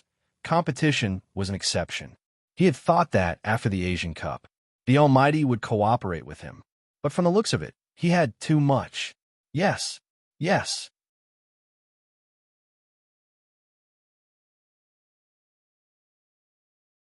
Chapter 1386. Before Feng Yi could finish, Qin Mo interrupted him. His voice nonchalant. Ask the organizers if they want to bring a family member. Little Spade? Feng Yi chuckled lightly. They definitely require a family member. Bojo. Qin Mo glanced at the person holding the phone, knowing that she had heard it as well. He smiled. What time is it? 1 p.m. on the top floor of the club. There had been people who wanted to interview them, and this time, their wish came true. Qin Mo tilted his head. You heard it. The organizers require a family member. Bojo. Just like that, the Almighty brought Bojo to the company. She wasn't really his family member. Anyway, she was the driver when they came here. When they reached the ground floor of the club, it was filled with fans. This was probably the effect of the Asian Cup. It would be too eye-catching if the two of them entered. Qin Mo was about to call the security guards to control the situation. On the other side, Bojo pushed the door open and walked out. She stuffed a hand into her pocket, her scarf covering her face. Qin Mo arched a brow. Bojo looked at him in confusion. She had already opened the door, but the Almighty wasn't alighting. Qin Mo exchanged glances with a certain someone. When he heard the screams, Big Spade, my hubby, I want to give birth to your child, he broke into a sudden laugh. Your popularity isn't bad. His cold voice didn't sound like a compliment. Bojo was confused. What was wrong with little Princess Qin? He definitely didn't hold hands. MMH. With that in mind, she turned and held onto the door frame with one hand. She planted a kiss on Qin Mo's face before tugging his wrist and walking forward happily. Qin Mo listened to the commotion and looked at the person who was dragging him forward. There was a faint smile in the bottom of his eyes. When the fans saw this scene, they had mixed feelings, especially Qin Mo's fans. Their Almighty had been coaxed out of the car by Big Spade, hadn't he? From the posture just now, it seemed like Big Spade was the more aggressive one. She turned to look at the stunned Spade fans and coughed lightly. Forgive me. Our Almighty Qin isn't like this usually. He actually coaxed by his girlfriend, shameless to the point of making one's hair stand on end. But for some reason, he still looked so handsome. Even though he had a cold personality, when he saw Spade Z, he would reveal a mesmerizing smile. Not to mention, when Big Spade held his hand, he even gave his fans a bonus. Welfare? Wait a minute. Almighty Qin would never give out benefits. But what was going on now? He actually stopped in front of a group of people. Bojo was confused as well. She arched a brow. Who knew? Qin Mo didn't look at her. Instead, he looked at the girls standing at the side. Do you want an autograph? Nod. Of course he wanted it. The fans were going crazy. Qin Mo reached out and took the carbon pen from one of them. He lowered his lids and wrote slowly while saying, There's something you need to pay attention to. Yes. Almighty Qin, speak. What I need to pay attention to. They were so close to each other, and his gay friend had even laughed at him. If he came, he definitely wouldn't be able to get Almighty Qin's autograph.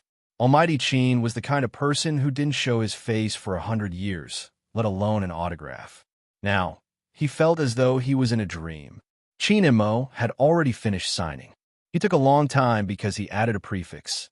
Z's boyfriend, Qin Mo. This autograph was really... Bojo's expression was indescribable. Qin Mo's fans coughed once more, trying to preserve their Almighty's image. People in love are like this, it's true. Spade Z's fans nodded. No one in love would sign like this. Almighty Qin was really unprecedented. Qin Mo's fans knew that their Almighty's actions would definitely go down in history. Fortunately, no one exposed him. Reality proved that even if no one exposed him, young Master Qin would follow through with whatever he wanted to do. For example, he could have left after signing the autograph. Unexpectedly, he didn't leave. Instead, he stood there and smiled. It's not a big deal, but with that, he pulled Bojo in front of him. This person can only have children with me. As for the husband that you call him, it's impossible. The fans who were disqualified paused for a moment. So Almighty Qin had stopped to give them an autograph just to tell them this? This time, the Qin Mo's fans didn't know what to say. They could only cover their faces to express their emotions. Their Almighty Qin was really arrogant and full of jealousy. Very quickly, this scene became a trending topic on a certain blog. Zhao Sanpeng, who happened to be doing a live stream today, saw it. Our brother, Zhao, had quite a number of fans. His fans would tease him. Hey, brother Zhao, you're even fatter today. But just a moment ago, the atmosphere was different. That was because the fans were asking a different question. Brother Zhao, when are you going to find a girlfriend? Zhao Sanpeng wore his headphones, playing games while looking at the screen. He waved his hands. No, if I find one, what about my female fans? I have to be responsible for them. Brother Zhao, wake up. F***, Brother Zhao. How can you have female fans? You must be dreaming again. We are all blue avatars. Look at the logo, it's a guy. To be honest, Brother Zhao, even your archenemy Qin Mo has started dating. The only person I want to turn gay is in a relationship. Why aren't you doing anything?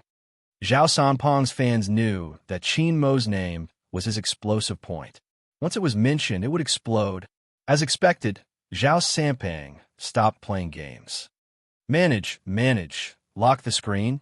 Lock the person who wants to turn gay for Qin Mo. I only want straight men. F***, Qin Mo, that guy's a walking dog food. The fans immediately started shouting 666. He must have been provoked. Old Zhao, don't cry. It's okay if you don't have a girlfriend. You can hug your chubby self. Zhao Sanpeng was furious. I'm going to hug my head. I'm going to challenge Qin Mo to a duel tonight. I'll let him show off his dog food all day long. Who knew that as soon as he finished speaking? The bullet screen was full of comments. All of them had the same sentence. Don't go. I'm afraid you'll be beaten until you call me daddy. Zhao Sanpeng felt like he couldn't continue living like this. Why were other people's fans cute? Well, those were a bunch of rough guys who spoke the truth. No way. He had to post Qin Mo's shameless public display of affection in a WeChat group. The most handsome man in the world, your Lord Fatty. Are you there? Come out. Lin Chen Tao Tao. F***. I'm impressed that you change your name every day. The most handsome man in the world, your Lord Fatty. You flatter me. Did you see Weibo today? Don't you think someone is especially shameless? I saw it. There's no limit to how shameless he is. I watched it with a chicken wing in my mouth. After that, I really want to beat someone up. I don't want to say anything. I just want to call 110. Someone is abusing a kind dog like me. That signature is really enough. What do you guys think? I think we should tag someone, Qin Mo. I think someone should send a red packet. They're already dating, right? Qin Mo, send a double. Since there are two of them, they should send a double. Forget about Little Spade. Her boyfriend will send it. Qin Mo, it was probably because his phone kept ringing. Bo Jiu glanced over. It was a rare sight to see the Almighty sending a WeChat message. She wanted to see it. He wasn't going to let her. He blocked her with one hand and lifted his chin. Sit over there. Really, he was guarding against her like a wolf. Bo Jiu arched a brow. While he was lowering his lids, she pressed down on his wrist. She took the chance to take a few glances. Qin Mo chuckled. What is it? Mrs. Qin, are you checking on me? Bo Jiu hadn't expected such content. Instantly, she felt like she was at a disadvantage. She picked up the mineral water and took a sip. When she glanced over, the Almighty's fingers moved. Are you really going to send it? The Almighty didn't seem like the type to send red packets. It was a trap. As expected, Bo Jiu glanced at the screen again. The red packet had indeed been sent, but the name of the red packet was infuriating. Dog food. Bo Jiu could foresee that the Almighty's group would explode with the word Qin Mo is shameless. Qin Mo, on the other hand, was extremely calm. After sending the red packet, he kept his phone as though he wasn't the one who had started the fire. Bo Jiu couldn't help but take out her phone and enter WeChat. Qin Mo. If you have the guts, don't leave WeChat and don't turn off your phone. This was Zhao Sanpeng. Even through the screen, Bo Jiu could feel the resentment in his voice. Honestly, the hatred the Almighty had garnered today was enough for her to challenge a beast king. How'd it feel to have such a boyfriend? He probably wanted to laugh. When the interviewer came in, he saw the faint smile on the youngster's face. It was probably because of her long legs as she sat lazily on the chair with a mineral water bottle in her hand. Even though he knew she was a girl, he couldn't help but admire her handsomeness. Bojo glanced over slightly, her gaze landing on the employee's name tag. She stood up, stuffing a hand into her pocket as though she was about to leave. Chinamo reached out and tugged on her sleeve. Bojo, MH. Wasn't he going to do an interview? She wanted to take a stroll. Chinamo replied nonchalantly. The organizers have arranged seats for the family members. The interviewer immediately replied, That's right, Almighty Z. Even though this is a solo interview, we hope for the family members to be around. The interviewer bit the bullet as such situations were rare. But if she still couldn't understand Almighty Chin's gaze, she wouldn't be able to stay in the industry. But she had to thank Almighty Chin for this. The worst-case scenario was that Almighty Chin wouldn't be able to come. Unexpectedly, Almighty Chin wasn't the only one who came. Even Spade Z was here. Their show had yet to start, and they were already on fire. Bojo had always been cooperative with others. This was probably due to her upbringing. She had been like this ever since she was young. She might be cold, but she wasn't emotionless. Her father had taught her to respect everyone's career since she was young. Hence, even now, Bojo wouldn't put anyone in a difficult position. She sat there, the floor-to-ceiling window behind her. Chinamo had asked assistant Zhang to send Princess over. She hugged him, intending to play with the cat for a while. Princess was infuriated. In order to express his anger, he kept purring. But this person wasn't threatened by him at all. Princess could tell that his master had spoiled a certain someone to the point of being out of control. He wouldn't stand up for him. It was better for him to adapt to the circumstances and be a well-behaved cat. After all, it wasn't bad being hugged by this person. The interviewer was satisfied with the arrangement. Even though Spadesy didn't show her face and had her back turned, everyone knew who she was just by looking at her back. Besides, the aloof youngster hugging the cat and wearing a black sweater was too handsome. As a mature woman, she was about to turn gay. He probably noticed the interviewer's gaze. Chinmo's long fingers tapped the table, his voice slow. Not interviewing anymore? Ah, Almighty Chin, I'm sorry, the interviewer said as she gestured to the cameraman who was following them.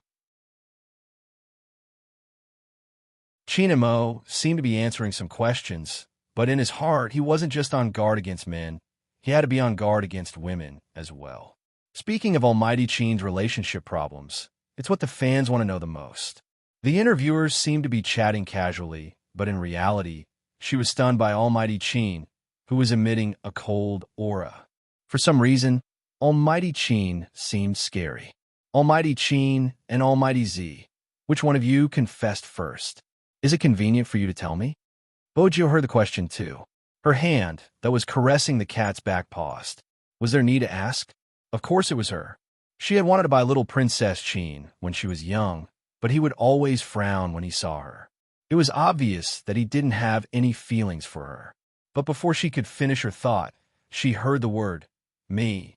The interviewer was slightly surprised. Almighty Chin doesn't seem like someone who would confess to others. She didn't have a choice, she's stupid.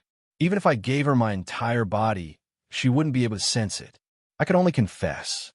Chinmo's tone was obviously different from before. The interviewer laughed. Judging from Almighty Z's gaming style, she doesn't seem stupid. Almighty Chin might have been too subtle, and Almighty Z might not have understood it. That's possible. After all, she was too young back then and didn't know how to read. Chinamo didn't just answer the question, but also threw a stone for the interviewer to continue asking. As expected, she was too young back then? Gosh, did you and Almighty Z know each other since you were young? The interviewer felt that she had dug out a huge piece of information. Chinamo replied nonchalantly, Is it strange? No, it's just that during the Asian Cup, the fans saw the interaction between Almighty Z and Almighty Hoshino and thought that they knew each other since they were young. Chinmo smiled. Everyone should know the truth now.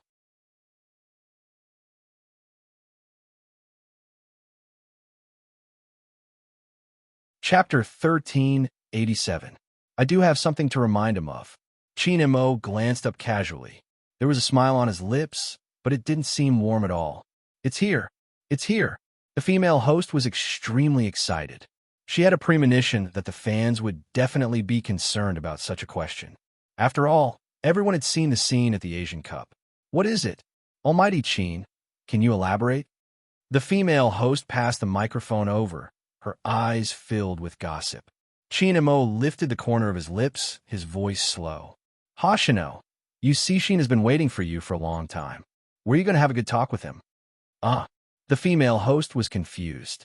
After all, she had predicted thousands of results, but not this one. Almighty Chin, are you saying that Almighty Exayan and Almighty Hoshino, wait a minute. She had to calm down. She had to watch her words. This was the only way she could dig out more information. But before she could react, Chin Mo spoke again. His tall figure stood up, his aura of abstinence thick. I don't mean anything. 5 minutes are up. My girlfriend and I are going to meet the parents. Please go ahead. The female host wanted to continue asking, but she didn't have the guts. Beside her was the CEO's secretary.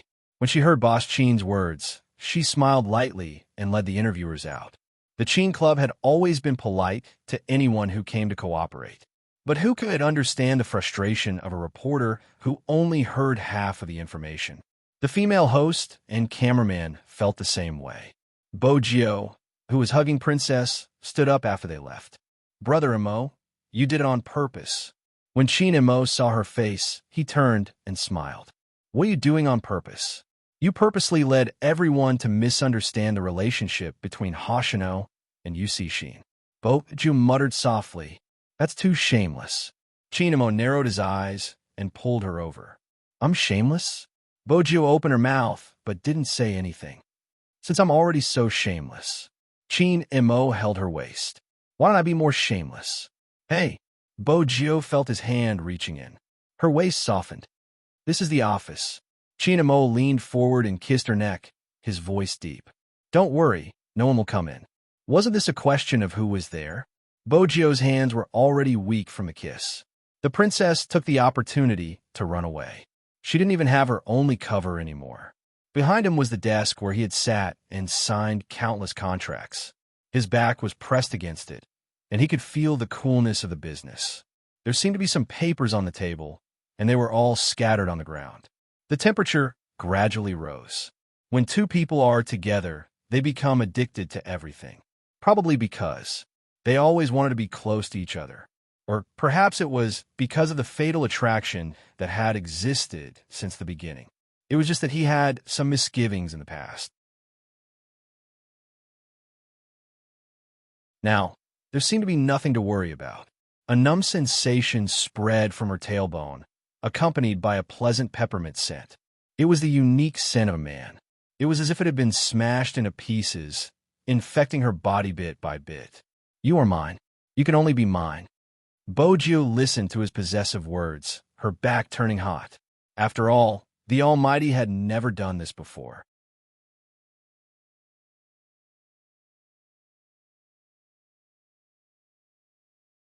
Chapter 1388. The numbness didn't dissipate even after his hand left her body. Boju felt that this couldn't go on. Every time, the Almighty would use his charm on her. She couldn't just let herself sink into it. Actually, this time, he didn't do anything because he had considered her body. But the more he did that, the more she heard his panting beside her ear, the more numb her back felt. Less than a quarter of an hour had passed. The temperature in the room dipped. Only then did he pull her up and take her to wash her hands. Boju was always the one being taken care of. Seeing him tilt his head, she couldn't help but say, Brother Mo, why did you tell the host that you confessed first? I was the one who confessed first. I wanted to buy you the first time I saw you, but you rejected me. Chin Mo was speechless. It's not good for your reputation to say that the girl took the initiative. Chin Mo's attention wasn't on this. He was nonchalant. Boju paused. She was worried that it would damage her reputation. Was that why he said that? What should she do? She always liked the person standing in front of her more than the day before. He seemed to be like this forever. He thought a lot for her in places you didn't know. When they were alone, He was so arrogant that he wanted you to chase after him. But in front of outsiders, he was the one doing everything. What are you doing, little Bogio? Chin Mo helplessly allowed the person in front of him to hug his waist. There were still bubbles in his hands. He could only look at her and arched a brow.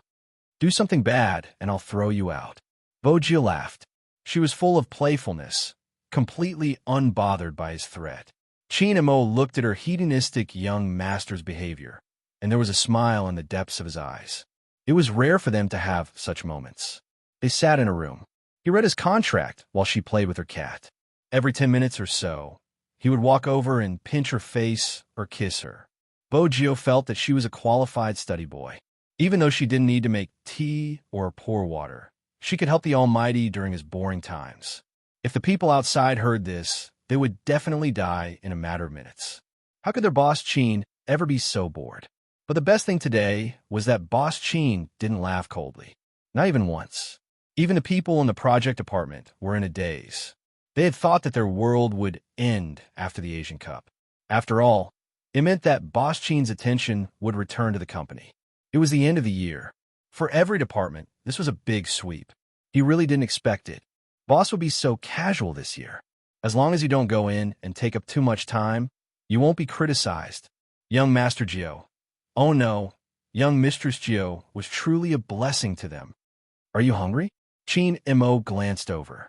Bogio held a biscuit in her mouth. It's all right. It seems like working with me is a little boring. Chin Mo put down the pen in his hand and raised his eyebrows. Let's find something to do. Bogio lit up. That was possible. She had been watching the Almighty seriously signing the contract and wanted to go over and kiss him. The sense of abstinence in business made her heart itch. According to the usual CEO script, finding something to do must be intimate, right? However, this boyfriend of hers never played by the rules. Your physics book is still with me. Come here and review. Bogio.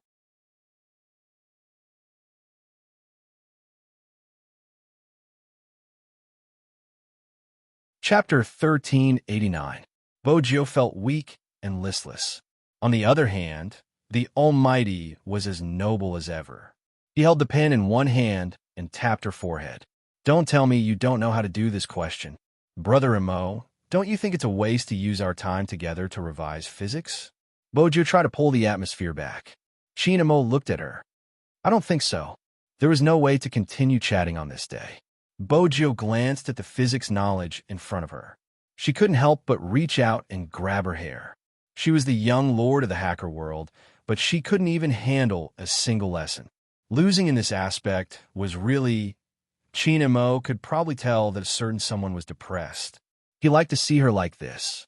It's time for the final exam. If you don't work hard and do well, how are you going to face your mother-in-law? It was supposed to be a simple test.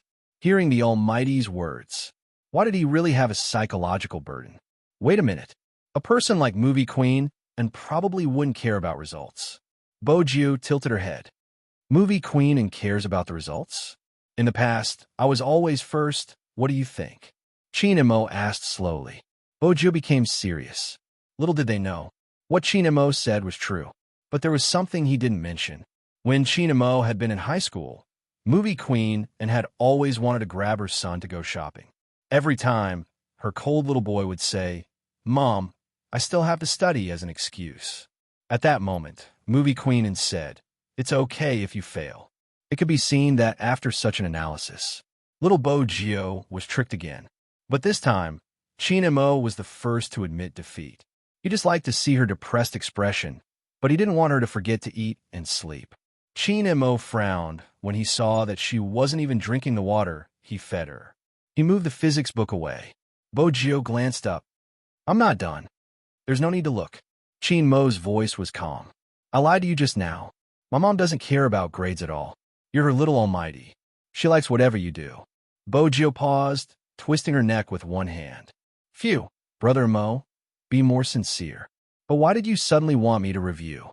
It couldn't be because of that inhuman interest again, although the Almighty used this to tease her. But this time, he felt that there was something else. Nothing, Chin Mo replied casually. Bogio seemed to remember something. She glanced at his phone that had just been ringing. It was a call from the school. MH. Chinemo didn't hide anything. Boju was confused. What did he say? It's about filling in the application form. Chinemo placed the cup in front of her lips. Bojo was suddenly enlightened. Brother Imo, are you trying to get me into your university? No wonder he wanted her to review physics. After all, a university's admission score was unusually high. Chinemo did not deny it. Bojo pulled her physics book back, intending to continue reading. Unexpectedly, Chinemo reached out and blocked the page. I'm not going to look at it. Your current results are fine. What if I fail? Bojo bit the tip of her pen. Let's see if it's safe.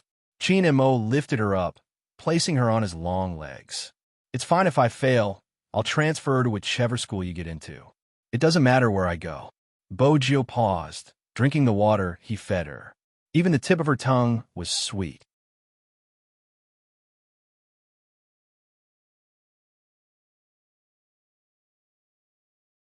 Chapter 1390.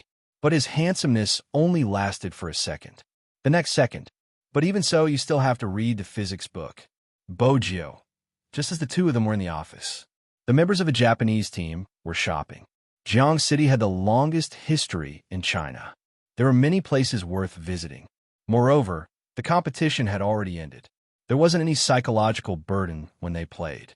Of course, that was at the beginning. Later on, someone took off his mask when he was eating the tonghalu. The entire street of tobacco bags seemed to have been ignited. The youth was speechless. Hey, can't you keep a low profile? You know your face is more ostentatious. Vice captain and captain are more ostentatious. Why don't you say so? With that, his tone suddenly changed. He looked at the tonghalu in his hand, his eyes round and clear. Good news. It was so delicious. The youth snatched it over. The speed at which they avoided the fans was very fast. It could be seen that they were a group of experienced fans. Yu Cixin and Hoshino were nonchalant from the start to the end, especially Yu Cixin. Before a certain idiot took off his mask, he had already entered the shop next door and picked out a paper fan with a Chinese flavor. It should look good with the kimono at home. After choosing, he realized that he didn't bring his wallet. He pursed his thin lips. He dialed a certain someone's number. The paper fan shop on the right come over. Hoshino was wearing a mask too. He was wearing a pure white down jacket. The design was huge, and there was a circle of pure black fur on the collar. Not many men could wear such clothes. But Hoshino was obviously an exception. His legs were too long. Coupled with the aura he had, any clothes on him would look like luxury brands. Hoshino didn't say much when he saw Yu Cixin calling him over. He just threw his wallet to him. Yu Cixin took it and gave 3 pieces to the cashier. It was a normal action, but it made the eyes of the surrounding girls who were shopping for paper fans light up. After all, in China, no man will buy paper fans. Besides some cosplayers, they were gay. But the aura of these 2 people didn't seem like cosplayers. Could they be a couple? They were all wearing masks. Yu Cixin noticed the gaze from the side, but didn't say anything. He just smiled devilishly, making it hard for others to understand him. Most of the media who received the news were attracted away by the other members of the Japanese team. In other words, they were too busy chasing after their target and didn't realize that there was a bigger fish behind them. Of course, there were also lucky reporters who followed them. There was a new esports enthusiast. Because the camera he was carrying was too heavy, he couldn't run anymore. He wanted to order a stew to cook first. He didn't expect that as soon as he got the stew, he would be stopped by 2 people walking towards him. Believe big. Star God, even though both of them were wearing masks. But for the Japanese fans who had been there for 5 years, it was a piece of cake to distinguish them. He couldn't care less about eating. He took the camera and walked around, blocking in front of Yu Cixin. He mustered up his courage. You must be Shinda. I'm a fan of Dongying and also a reporter of Chung Entertainment. This is my ID. Due to the different regions, the cultural differences were also different. After he finished speaking, he added the word please at the end.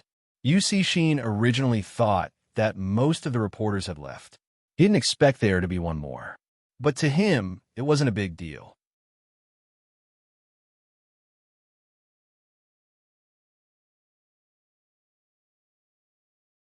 Chapter 1391. The reporter didn't expect Almighty Xin to be so easy to talk to. He was afraid that he would offend Almighty Xin if he asked to directly, so he could only change his method. It's like this: Almighty Xin probably hasn't seen Almighty Qin's interview. Almighty Qin said that you have been waiting for Almighty Hoshino for a long time. Cough. Do you think he is right? Yu Cixin didn't have any reaction. Hoshino arched a brow. What did he mean? The reporter saw that Yu Cixin wasn't replying and wanted to cough again. Unexpectedly, Yu Cixin raised his hand and placed his arm on Hoshino's shoulder. He lifted the corners of his lips. Do you think he is right? The reporters were all stunned at that moment. He even forgot to press the camera button. When he came back to his senses, Yu Cixin had already taken a step forward. Almighty Hoshino was in the crowd too, but his voice could be heard. You did that on purpose, right? Isn't it good to verify Qin Mo's words? Heh, it's probably because you're too threatening. Hoshino, haven't you realized something? You and Z are too intimate. Yu Cixin was nonchalant. As a boyfriend, he shouldn't be happy to see such intimacy. Hoshino laughed lightly. As Z's boyfriend, shouldn't he be prepared for this? Z has always been likable. Yu Cixin, what's the meaning of that flaunting expression? He didn't want to shop anymore. Seriously, there wasn't much to shop. Yu Cixin narrowed his eyes. His slender figure was about to leave, if Hoshino hadn't pulled him back. Go over there and take a look. What are you looking at? Yu Cixin's young master's actions were devilishly handsome. Hoshino's voice was as gentle as usual. Don't you need to raise the little thing you brought back? I really don't understand whether you are the master or me. We don't have enough cat food. There's a shop over there. We can buy some. Yu Cixin didn't say much. After walking a few steps, he said faintly, You are more attentive to a cat than to me. Tobacco Bag Slanted Street was especially crowded at this time. There were sounds everywhere. In addition, they had to avoid the reporters and fans who might recognize them. Hence, Hoshino didn't hear what Yu Cixin said. She tilted her head. Her face was still covered by a mask, revealing only a pair of ink-like eyes. What did you just say? Nothing. Yu Cixin stuffed his hands into his coat pocket, acting like a rich young master. Where's the shop you mentioned? Hoshino walked forward. Why would someone who doesn't even know the cat food store bring a cat home? I met it when I was cleaning up the people. It was raining. I can't possibly get rid of the cat too.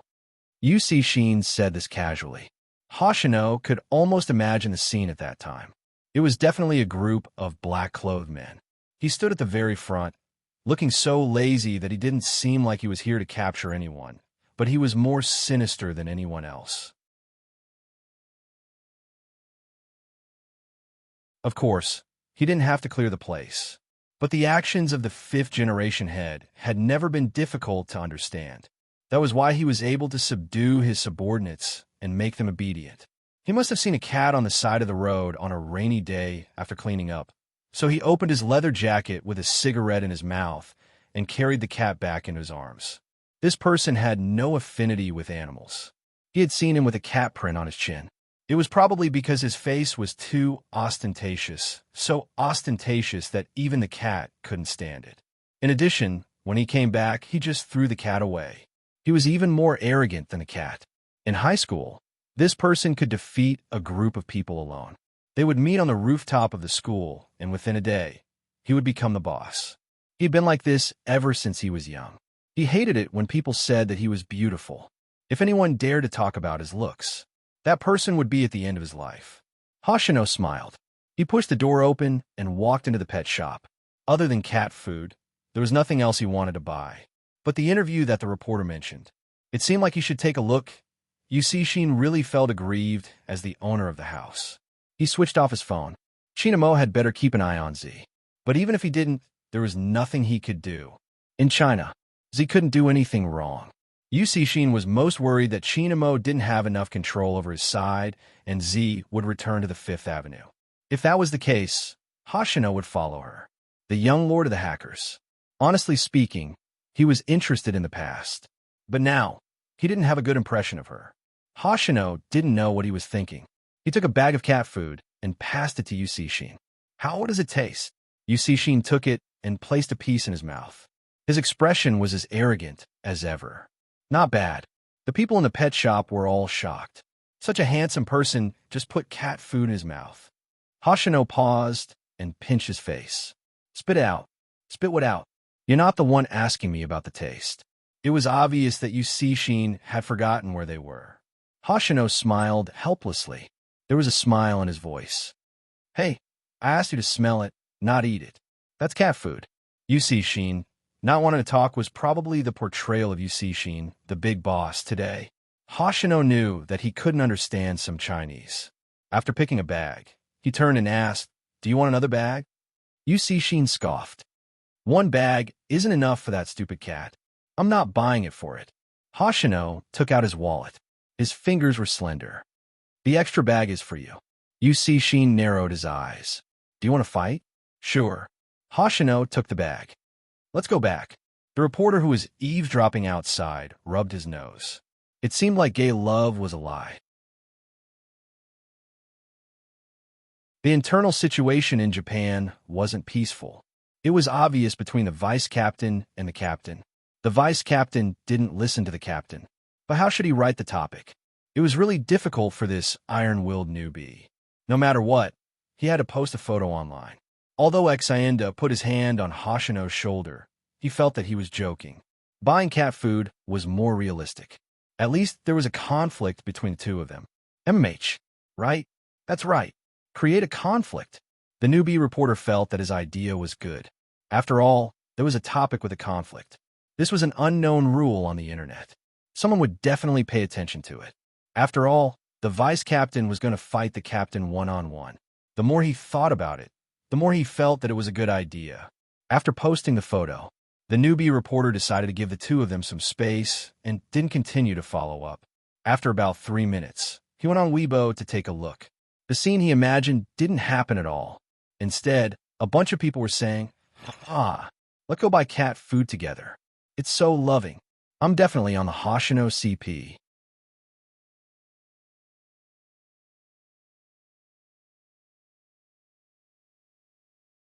Chapter 1392. The public display of affection had been going around the internet the entire day. She had assumed it was over. But the more Bojo looked at the household register that the Almighty had given her, the more she felt there was something in it. She took some time to put on her uniform before heading downstairs. After the interview, the crowd had dispersed. Supreme Alliance's official fans had a sense of order. They were more enthusiastic than anyone else when they visited. But they also understood that it wasn't good to stay here. Hence, after the event ended, the fans packed up their banners and went back to edit. Almighty Chin's words and actions were enough for a year's worth of love videos. Unbeknownst to them, in the evening not long after they left, a youngster walked down. A young man walked down. Although he was wearing a hat and a mask, his eyes were very special. She opened a Lamborghini's door and locked it. Activate voice recognition. Voice recognition activated. After the intelligent system connected to the internet, it saw its master's face in the rear mirror. The car shuddered inexplicably, an indescribable sense of familiarity. As expected, Bojo unbuttoned her jacket and arched a brow. I'm here to analyze something. Master, if it's about your boyfriend, you don't have to look for me. Little Blackie's voice was calm, but after the system's analysis, its master was here to flaunt her affection again. Why was Master still harassing it, even after leaving the army? Didn't she have a bunch of fans online? Go and look for them. As a single car, it was under a lot of pressure. Boju tilted her body, a mischievous smile on her face. It's up to me, not you. Little Blackie, have I been treating you too well recently, MH? Do you have to make me listen? Can I play a song for you? Master, you humans are so noble. When I found the song that day, I felt like it was written about me. Little Blackie sang the lyrics. I'll be waiting downstairs in 3 minutes. If your boyfriend isn't obedient, I'll chase him out. If you're lonely, I'll talk to you. Bojo laughed. Enough. You're an intelligent system. Why are you learning a love song? Master, you've changed. You weren't like this in the past. You used to love me so much. Little Blackie changed his tone. Bojo smirked. Next time, don't watch idol dramas online. Be more normal. Take a look at this. As soon as Xiao He scanned it, 3 words appeared in the data system. Household register. The Demon King's household register? Little Black's tone was very specific. It was very calm, but even so, it was still trying its best to express its fear. The great Demon King could have given anything, but why did he have to give this to his master? Also, what was the meaning of his master's sweet smile? MH, Brother Mo's household register. Do you think Brother Mo is hinting at something by giving me his household register? Bojo tapped her chin with her fingers, looking suave. Little Black didn't want to speak because he knew that even if he didn't speak, his master would still be able to give him an answer. Did he want me to confirm our relationship, but was too embarrassed to say it directly? That's why he gave me a household register? Bojo shook her head helplessly. Brother Mo has always been like this since he was young shy. Little Black, it really couldn't imagine what the great devil looked like when he was shy.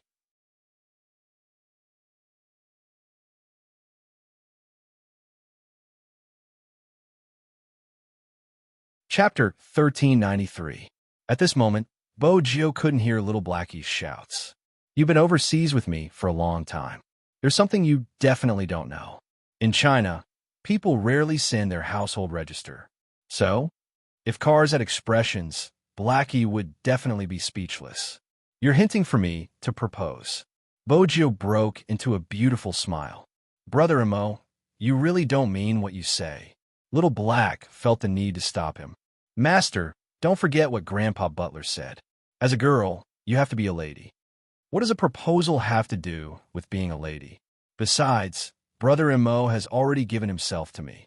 If I don't express my gratitude, wouldn't I be a scumbag? I'm not a sugar daddy for nothing. Bojo glanced at Little Blackie casually. Shout, hey. Fine. You're so handsome. Whatever you say is right. I'm just a driver. Why should I argue with you? It had to ask the netizens later. After the owner found a boyfriend, she didn't pamper the car anymore. What was it going to do? She hadn't been joking when she said she wanted to propose. Since they were going to propose, there had to be a sense of ceremony. Grandpa Butler was an expert in this area. Of course, they had to find him. When Grandpa Butler received a call from his young master, he was trimming the orchids he had recently raised. After hearing the conversation, his eyes darkened. Young master, does young Master Cheen know that you're going to propose? Of course I don't know. If I knew, what other surprise would there be? Grandpa Butler thought to himself, that shouldn't be young Master Cheen's plan. No matter how I look at it, it looks like something that our young master came up with. Thinking up to this point, Grandpa Butler once again felt that there was something wrong with his education. He had to remedy it. Young master, you're still young now. You're not allowed to get married in China. That's nothing. We can get engaged first. Bojo leaned against the back of the car, her gaze bright. Grandpa Butler, when their young master became smart, there was really no way to save him. All right. Grandpa Butler took off his gloves. Get engaged first. After all, this is China.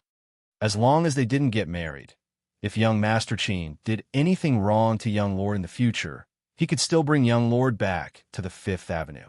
After all, it was convenient to do anything there. Here, young master has to redo the messaging system. Of course, although it took time, it was easy for the king of hackers. However, Grandpa Butler hadn't even thought about moving their headquarters to Huaxia. When the boss was still alive, he wanted to return to his homeland many times. However, there were still some things that were inconvenient. It's good that young Master Cheen is here. It was probably because of this that the Key Case Investigation Unit no longer published such reports. What they were thinking was that since young Master Cheen could restrain young Master, things wouldn't be too chaotic in the future. In reality, the restrictions were mutual. In the end, it was those two who were willing. He found a balance between black and white. This balance would not be broken in the near future. Grandpa Butler was worried about the future. This time, for the sake of the Asian Cup, young Master wanted to participate in the movie. He still had to find an internal solution. At the very least, no one would think that it was really Z. He had to make them feel that young Master was only acting. Also, about the proposal. Grandpa Butler stretched out his hand like a perfect gentleman and pressed his forehead. since the young master was serious.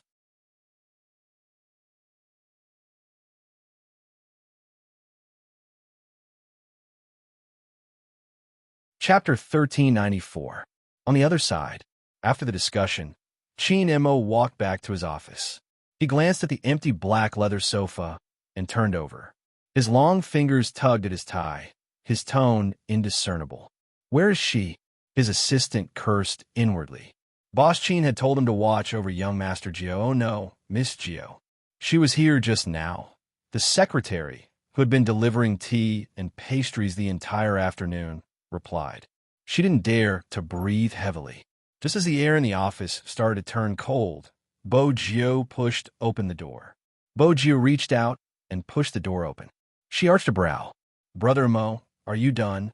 "MH." Chin Mo's voice was calm. He threw his tie onto the office table and walked over. He held her hand and said, "Do as you see fit." He brought Bo Gio downstairs. They walked from the office to the elevator. Countless people wanted to stand up and take a look. Even though they knew that Boss Chin's girlfriend wasn't simple and had seen her on the internet, it wasn't common. But it wasn't common to see her in real life. Even though she was a member of the club under their company, it was the same. This was a portion of the staff. The other portion was a huge fan of Spade Z. When they saw her in real life, they felt like they were floating. How could Boss Chin lock such a handsome male god in his office and not let him come out? Now, they finally saw her again. The hearts of the female workers were rippling. The entire atmosphere was different from before, especially the smell of perfume. It was much lighter. Someone had heard that Spade Z would feel uncomfortable after smelling perfume. All of them started to move. She had never dressed so innocently before. That's right, she looked innocent. Of course, other than the change in makeup. There were even bolder ones. When they saw Boss Chin holding Spade Z's hand, they mustered up their courage. "Boss Chin, I'm a fan of Almighty Z. Can I give her something?" Chin Mo arched a brow. His thin lips seemed to be on the verge of spitting out a word. "What is it?" Bo Gio opened her mouth before him. She revealed her canine teeth and smiled beautifully. When the female worker saw that smile, she clutched her small heart and raised the bag in her hand high. "Gloves, it's cold now. You usually use the computer a lot, so wearing gloves won't freeze your hands." Bo Gio watched his blushing face, her smile deepening. She reached for the bag, flipped it open, and put one on. "Thank you, I like it." Seeing this, Chin Mo glanced over and said slowly, "Pink and white plush, don't you think it's girly?"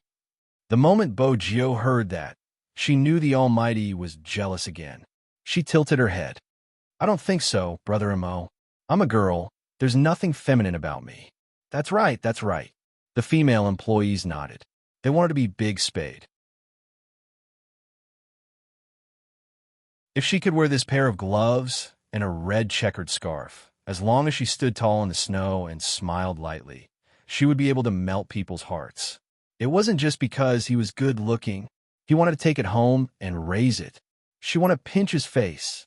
Unfortunately, they didn't have the ability to do so, so they could only benefit their President Chin. Most importantly, no one dared to compete with Boss Chin. Their love rival was too strong, and he was their boss. What else could they do? There was no point asking the netizens. Even if they couldn't take it home and raise it, they could still feed it. With this thought, everyone couldn't help but take action. Other than the gloves, there were also people who gave her cups, lollipops, and wrist guards. Once they started, they didn't care if their boss was around or not. "You have to use this cup. Drink more water in winter." The wrist guard is new. It's your favorite brand. And the lollipops, the assistant listened to the voices and glanced at Boss Chin's darkening face. He tilted his head silently. What should he do? Even if he was going to fire her, wasn't this too much? It was the new year, and there were fewer talents. The company was also tight on manpower. Young Master Gio. Oh no, Miss Gio. Why did the sisters like her so much? Speaking of which, these people were usually very efficient, and they were also swift and decisive in doing things. If they weren't swift and decisive, they wouldn't have been able to enter this floor. Why did they all change the moment they saw Miss Gio? Their faces were filled with shyness. They looked as though they wanted to hug her and kiss her. Was this still the elite female team of the Chin group? They hadn't been like this when they saw Boss Chin during the interview. The omnipotent special assistant couldn't understand this point. Bojio's type was the one that attracted both men and women, regardless of age. She was the favorite of the sisters and aunties. There were so many gifts that Bojio couldn't carry them all with both hands. This was probably the limit of Chin Mo's patience.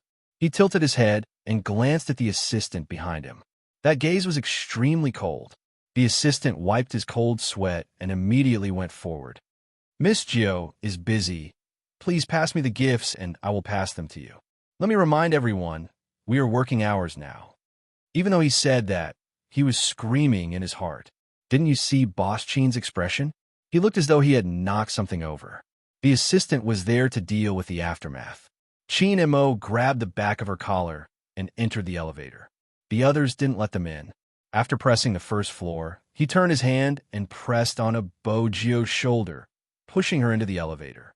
His other hand was placed above her head, his body leaning down. There was a smile on his face, but it didn't look like he was happy. "Is the candy delicious?"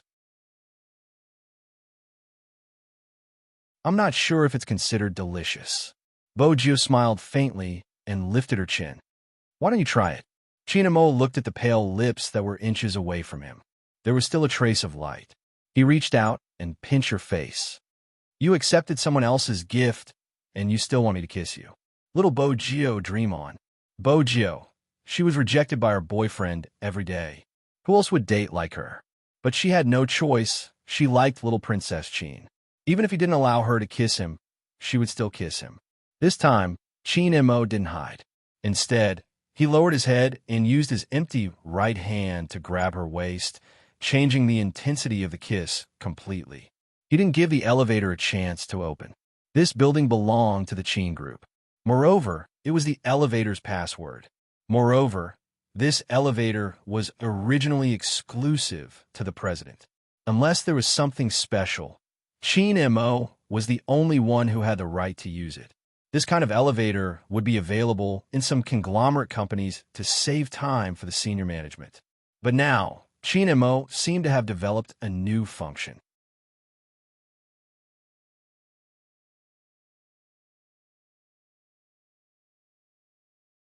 Chapter 1395.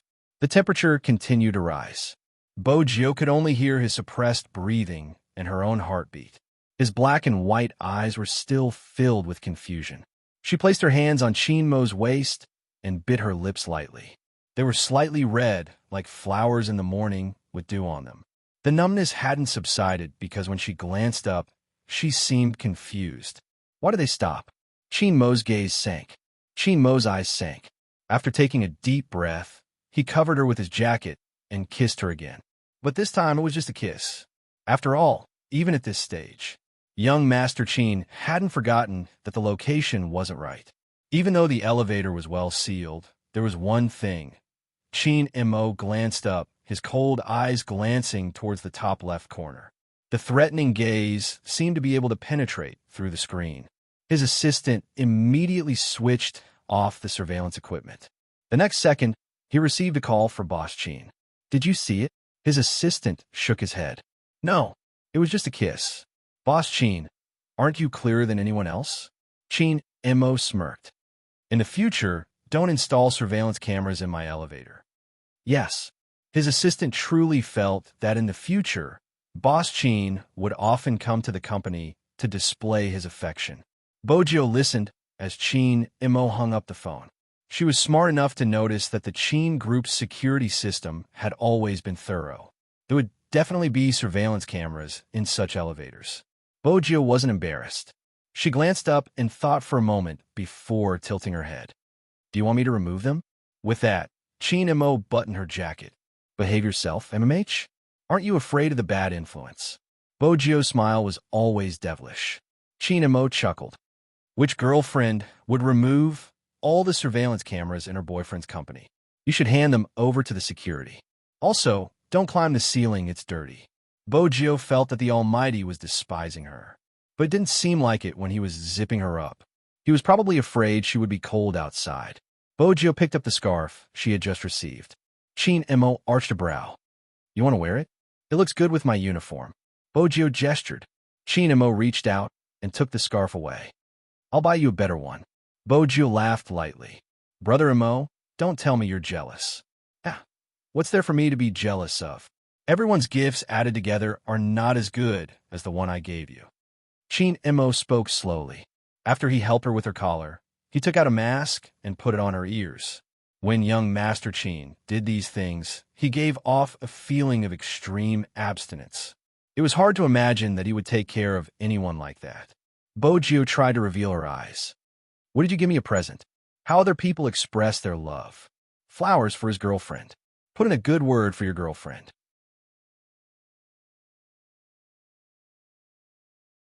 Everything depended on his girlfriend. The Almighty didn't have any of these. The only fun he had was digging up her dark history and having a heart-to-heart talk with her at night. Basically, the content of their conversation was about how many people she had confessed to. Qin Mo watched the slightly depressed, handsome face in front of him. He arched a brow nonchalantly, his voice faint. Am I not considered a present? Bojiu choked, coughing lightly. How could she have forgotten about that? In that case, the Almighty's present was indeed better than everyone else's combined. Idiot! Qin Mo stared at her for a long while before breaking into a light chuckle. He pulled her up and left, taking all the gifts she had received along the way. Lollipops like these, I can buy them for you if you want. Do you want sweets from someone else or from your boyfriend? MH? Bojiu didn't have to think. Of course it was from her boyfriend. Where's the scarf? Where's the glove? Such a cute and trendy item doesn't suit you. Anyway, Bojiu understood the Almighty's meaning. She couldn't use the gifts from others. It would be a waste to throw them away. Bojiu didn't want to throw away the gifts from her fans. Qin Mo's voice was calm. Who asked you to throw them away? Give it to Lin Feng. He suits this style. All right. Bojiu broke into a smile. After the competition, Lin Feng was lying in the dormitory, resting. In reality, he was sleeping. When the dormitory manager called him down to take the gifts, he was still confused. Pink and white gloves? Checkered scarf? What were these? More importantly, the dormitory manager had told him, your friend said that you suit this style. What did he mean by that? He was a straight man. Why would he suit pink and white gloves? He couldn't throw them away. He scratched his head. When he brought them up, he couldn't help but wear the gloves. Involuntarily, Lin Feng was about to remove them. Yin Hu pushed the door open. He swept a glance at his attire, his gaze landing on his hands. Lin Feng's face was filled with awkwardness. How was he supposed to explain the origins of the gloves to a gay? In the end, it was just a glove, not a condom. Why couldn't he explain it? It was just a little pink in color. Cough. I don't know which girl who has a crush on me gave it to me. Lin Feng had a serious expression on his face. I've already told him not to give me gifts all the time. Unfortunately, I'm too handsome, so I'm always troubled in this aspect. It's probably because the girls gave me the wrong bag and gave me their gloves. Yin Hu listened to him quietly. Then he placed the curry chicken he bought on the table. His light-colored trench coat was half open before he smiled slowly. The gloves were given by Captain and Little Spade. They said that this style suits you. Lin Feng. Did you know how awkward it was? He had lied and was exposed on the spot. F***CK. All of a sudden, Yin Hu leaned forward, his fingers touching the gloves that he hadn't had time to remove. MMH. It does suit you. Lin Feng stilled. It was too close. Ever since the competition, he hadn't been this close. The uneasiness came again.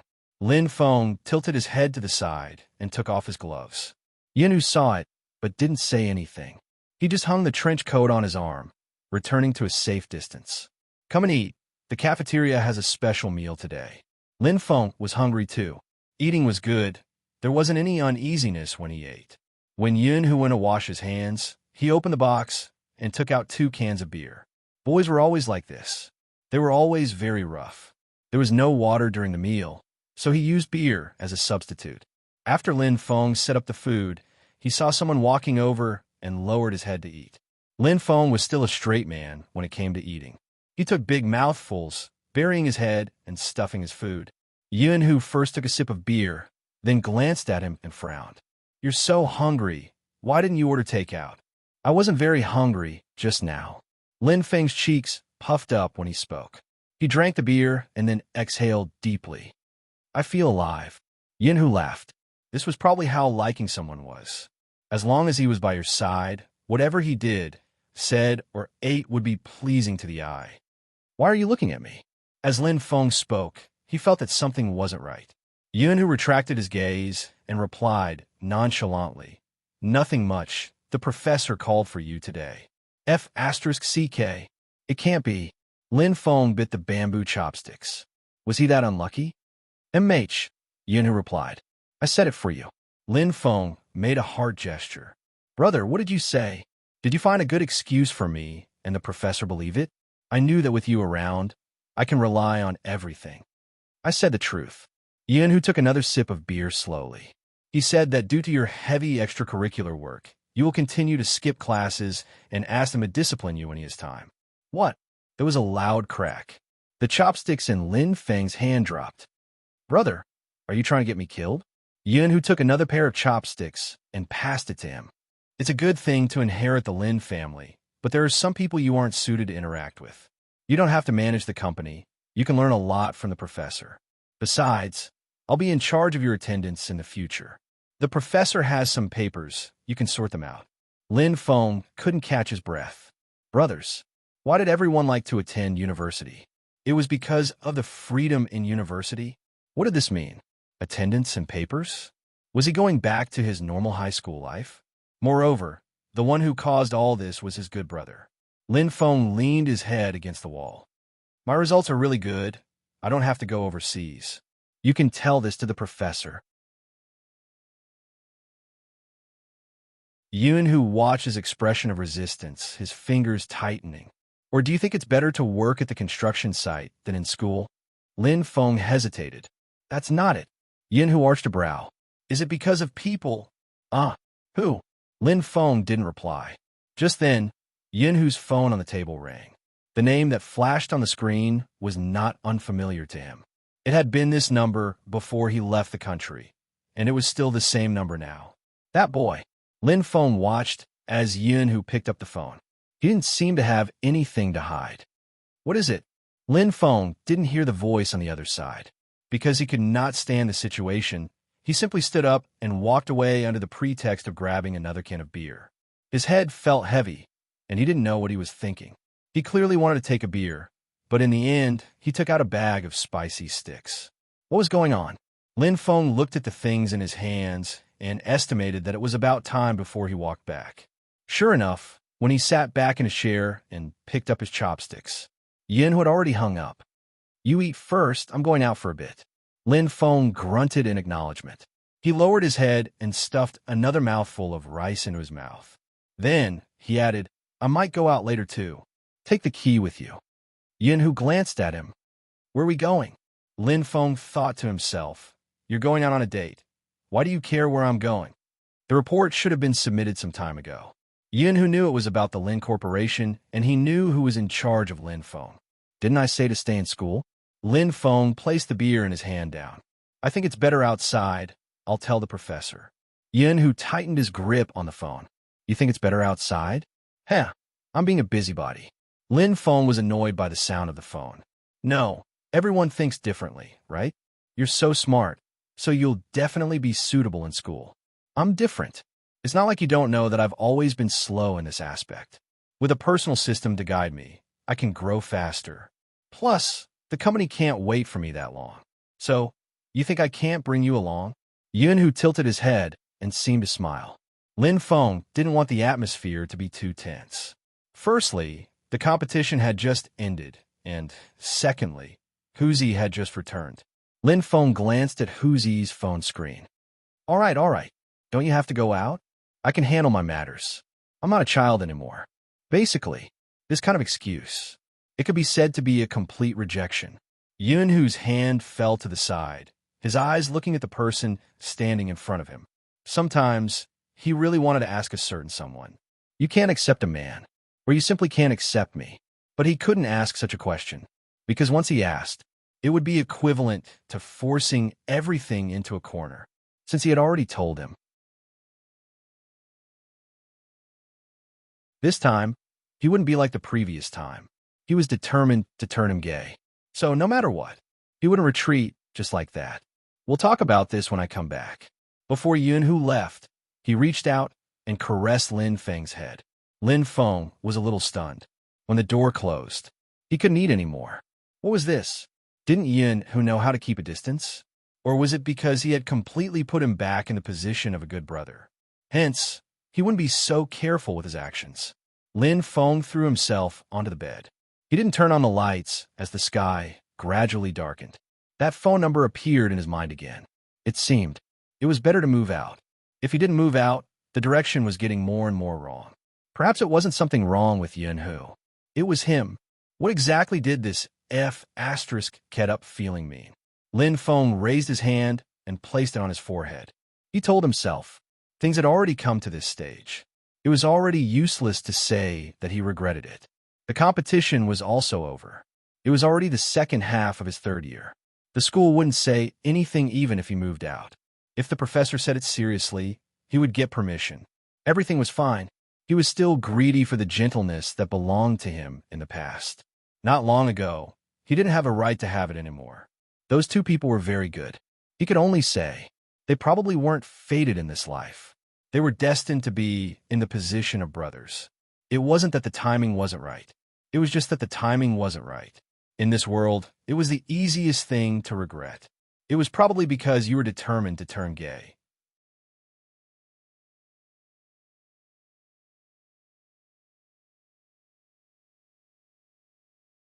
Chapter 1396.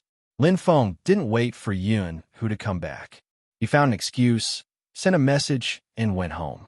When Yunhu received the message, his eyes dimmed. The boy looked at it. It's him. Yunhu kept his phone, his voice calm. I've arranged everything for you. Look for Director Xiao when you get there. Don't appear here again.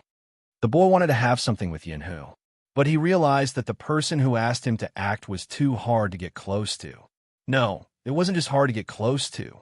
He had never intended to have anything to do with any boy other than that person. After the act, the boy realized it. Hence, after receiving the money, he was well behaved. This time, it was something they had agreed on beforehand. But the boy didn't understand why this person wanted him to go out of town. Mr. Yun, can I ask when I can come back? Yunhu glanced at him. I said, don't appear here again. The boy paused, feeling the impatience. In reality, Yunhu's temper wasn't good to anyone. Only Lin Feng. Most of the time, as Lin Feng had said, as the only grandson of the Yun family, he didn't care about anyone's feelings, even if he had a good upbringing. But his nature was arrogant. That was probably what he meant. The boy didn't dare to say anything else. He knew that even though this person was a university student, with his family background, it would be easy to make him disappear from this circle. Moreover, his current boss had given him the title of VIP. After Yunhu met him, he called his good friend, his voice emotionless. Morongan, what do you mean? From what you said, did you meet him? How is it? I saw you take him away previously, so I kept an eye on him. This time, I asked him to contact you directly. Brother, you're finally enlightened. Yes, Lin Feng isn't bad, but people are straight, right?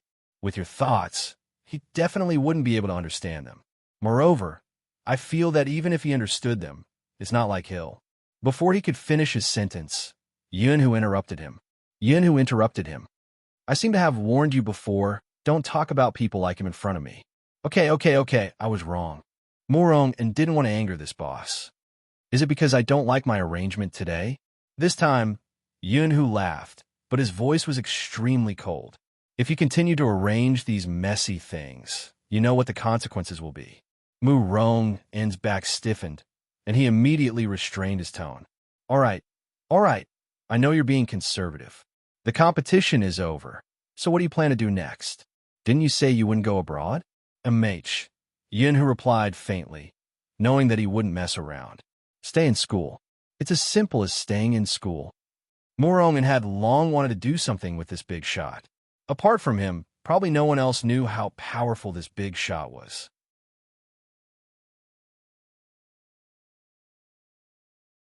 He was the top student of a university, and he had never gotten that title for nothing. When it came to international discussions, those professors would always bring him along. This was a very powerful thing. Ordinary people might not be able to feel it, but businessmen would understand. To be able to attend such events, it wasn't just a matter of money and power. It was also a matter of real ability or even top-notch ability. In addition, Yin, who already had a background, so it was easy for him to get some resources. It would be a pity if such a person didn't do something. Yun, who spoke on the phone as he walked up the stairs, his tone still the same. During this period of time, don't. Murong, Anne's eyes suddenly turned. Haven't you always been doing that? Yin, who frowned. Speak properly, what's that? Lin Corporation. Murong grasped the most important point. Hasn't Lin Feng been running around the Lin Corporation's construction projects recently? They seem to want to cooperate with us. How about it? Are you interested? At this moment, Yun, who had already opened the door to the dormitory. It was already empty. The person who was originally sitting at the table was nowhere to be seen. It was empty, as though the wind could pour in. Yun, who closed the door, lowering his lids to glance at the direction of the luggage. Even there was no one there. What was this person planning to do? Hey, are you listening to me, big shot? Boss. Murong held the phone, not knowing what was going on over there. He wanted to raise his voice, but voice came over. He didn't know if it was because it was winter, but it sounded cold. I'll accept the cooperation you mentioned just now. Murong really didn't expect it to be so easy, although he had expected that mentioning a certain person's name would be useful. But according to his understanding, even if Yun, who was a person like this, he might not be poached over. But now, although Murong didn't know what was going on from a certain point of view, it was like a pie falling from the sky to him. That's great. I'll immediately go and ask the people below to loosen the conditions for them. No need. Yin, who glanced at the empty luggage rack again. The conditions are the same as usual, but there's one more condition. MH, let Lin Feng come over personally. Don't tell him that I'm in charge. Murong understood tacitly. All right. Don't worry. I'm doing things right. Yin, who hung up the phone. He sat on the chair in the dormitory. It felt a little cold. He asked that person to wait for him, but that person took away his luggage. It was obvious that he had the intention to move out. Indeed, for people like them, they could have moved out a long time ago. They just had to apply to the professor. For third-year students, it was easier to operate this way. After all, the students of university basically had their own set of logic when they were outside. Yun, who was the professor who refused to let him go. Otherwise, just like what Murong had said, he would be a CEO wherever he went. Besides, who didn't know this person's face? Most importantly, he didn't want to leave. Regarding this, Murong was also clear about it. Firstly, it was because of Supreme Alliance. Secondly, it was because he wanted to accompany someone as simply as possible. Yun, who had once said, if it wasn't for him, or if he wasn't by my side, I really don't know what kind of person I would become. When he said this, Yun, who was lying on the ground, the wine bottles at his feet were all toppled. Only he was sober. Probably only people familiar with him knew this. Yun, who wasn't a good-tempered person, and he wasn't a kind person, especially when he was young. The Yun family was worried that he was too stubborn and would become a bad person when he grew up. Indeed, Yun, who seemed calm, but he could play with any kind of people. Old Master Yin had once said, if this child was raised well, he would be a political talent. If he wasn't raised well, he would become the biggest headache for the Yun family. If he hated someone, he would use the most vicious methods to deal with the other party. He was polite to people, but he never really put anyone in his heart. There was no absolute concept, until Lin Feng appeared. At that time, Lin Feng was older than him. But because of his exquisite looks, Yun, who was especially patient with him the first time they met. Yun, who liked beautiful things, be it objects or people. But at that time, he thought he liked Lin Feng because he was beautiful. But the more he waited, the more he realized that wasn't the case. Even if his hands were dirty from playing basketball, he didn't care.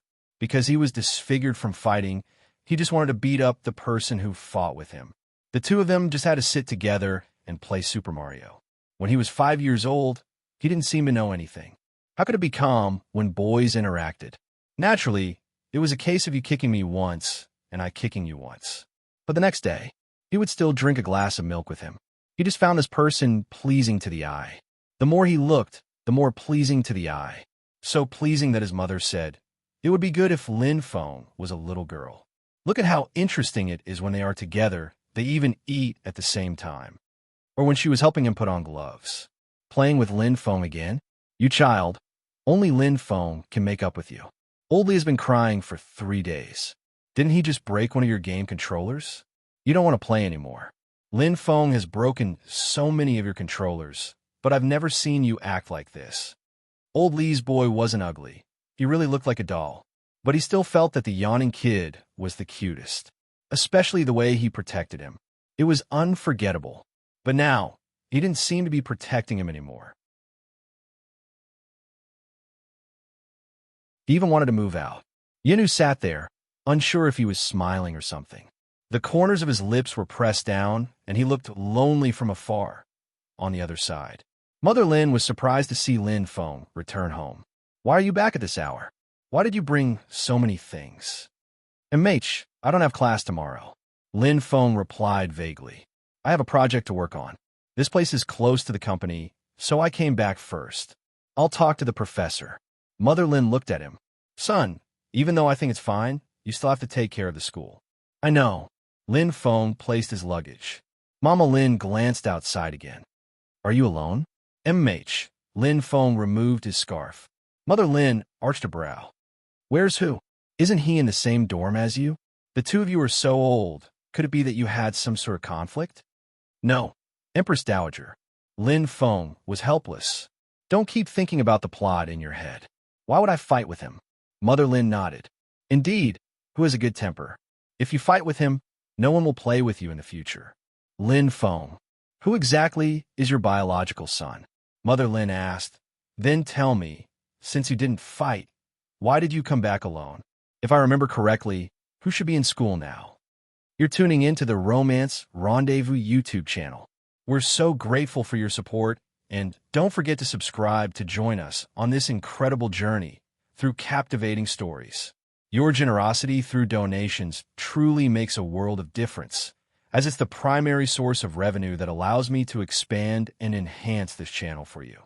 Thank you from the bottom of my heart for being a part of this adventure.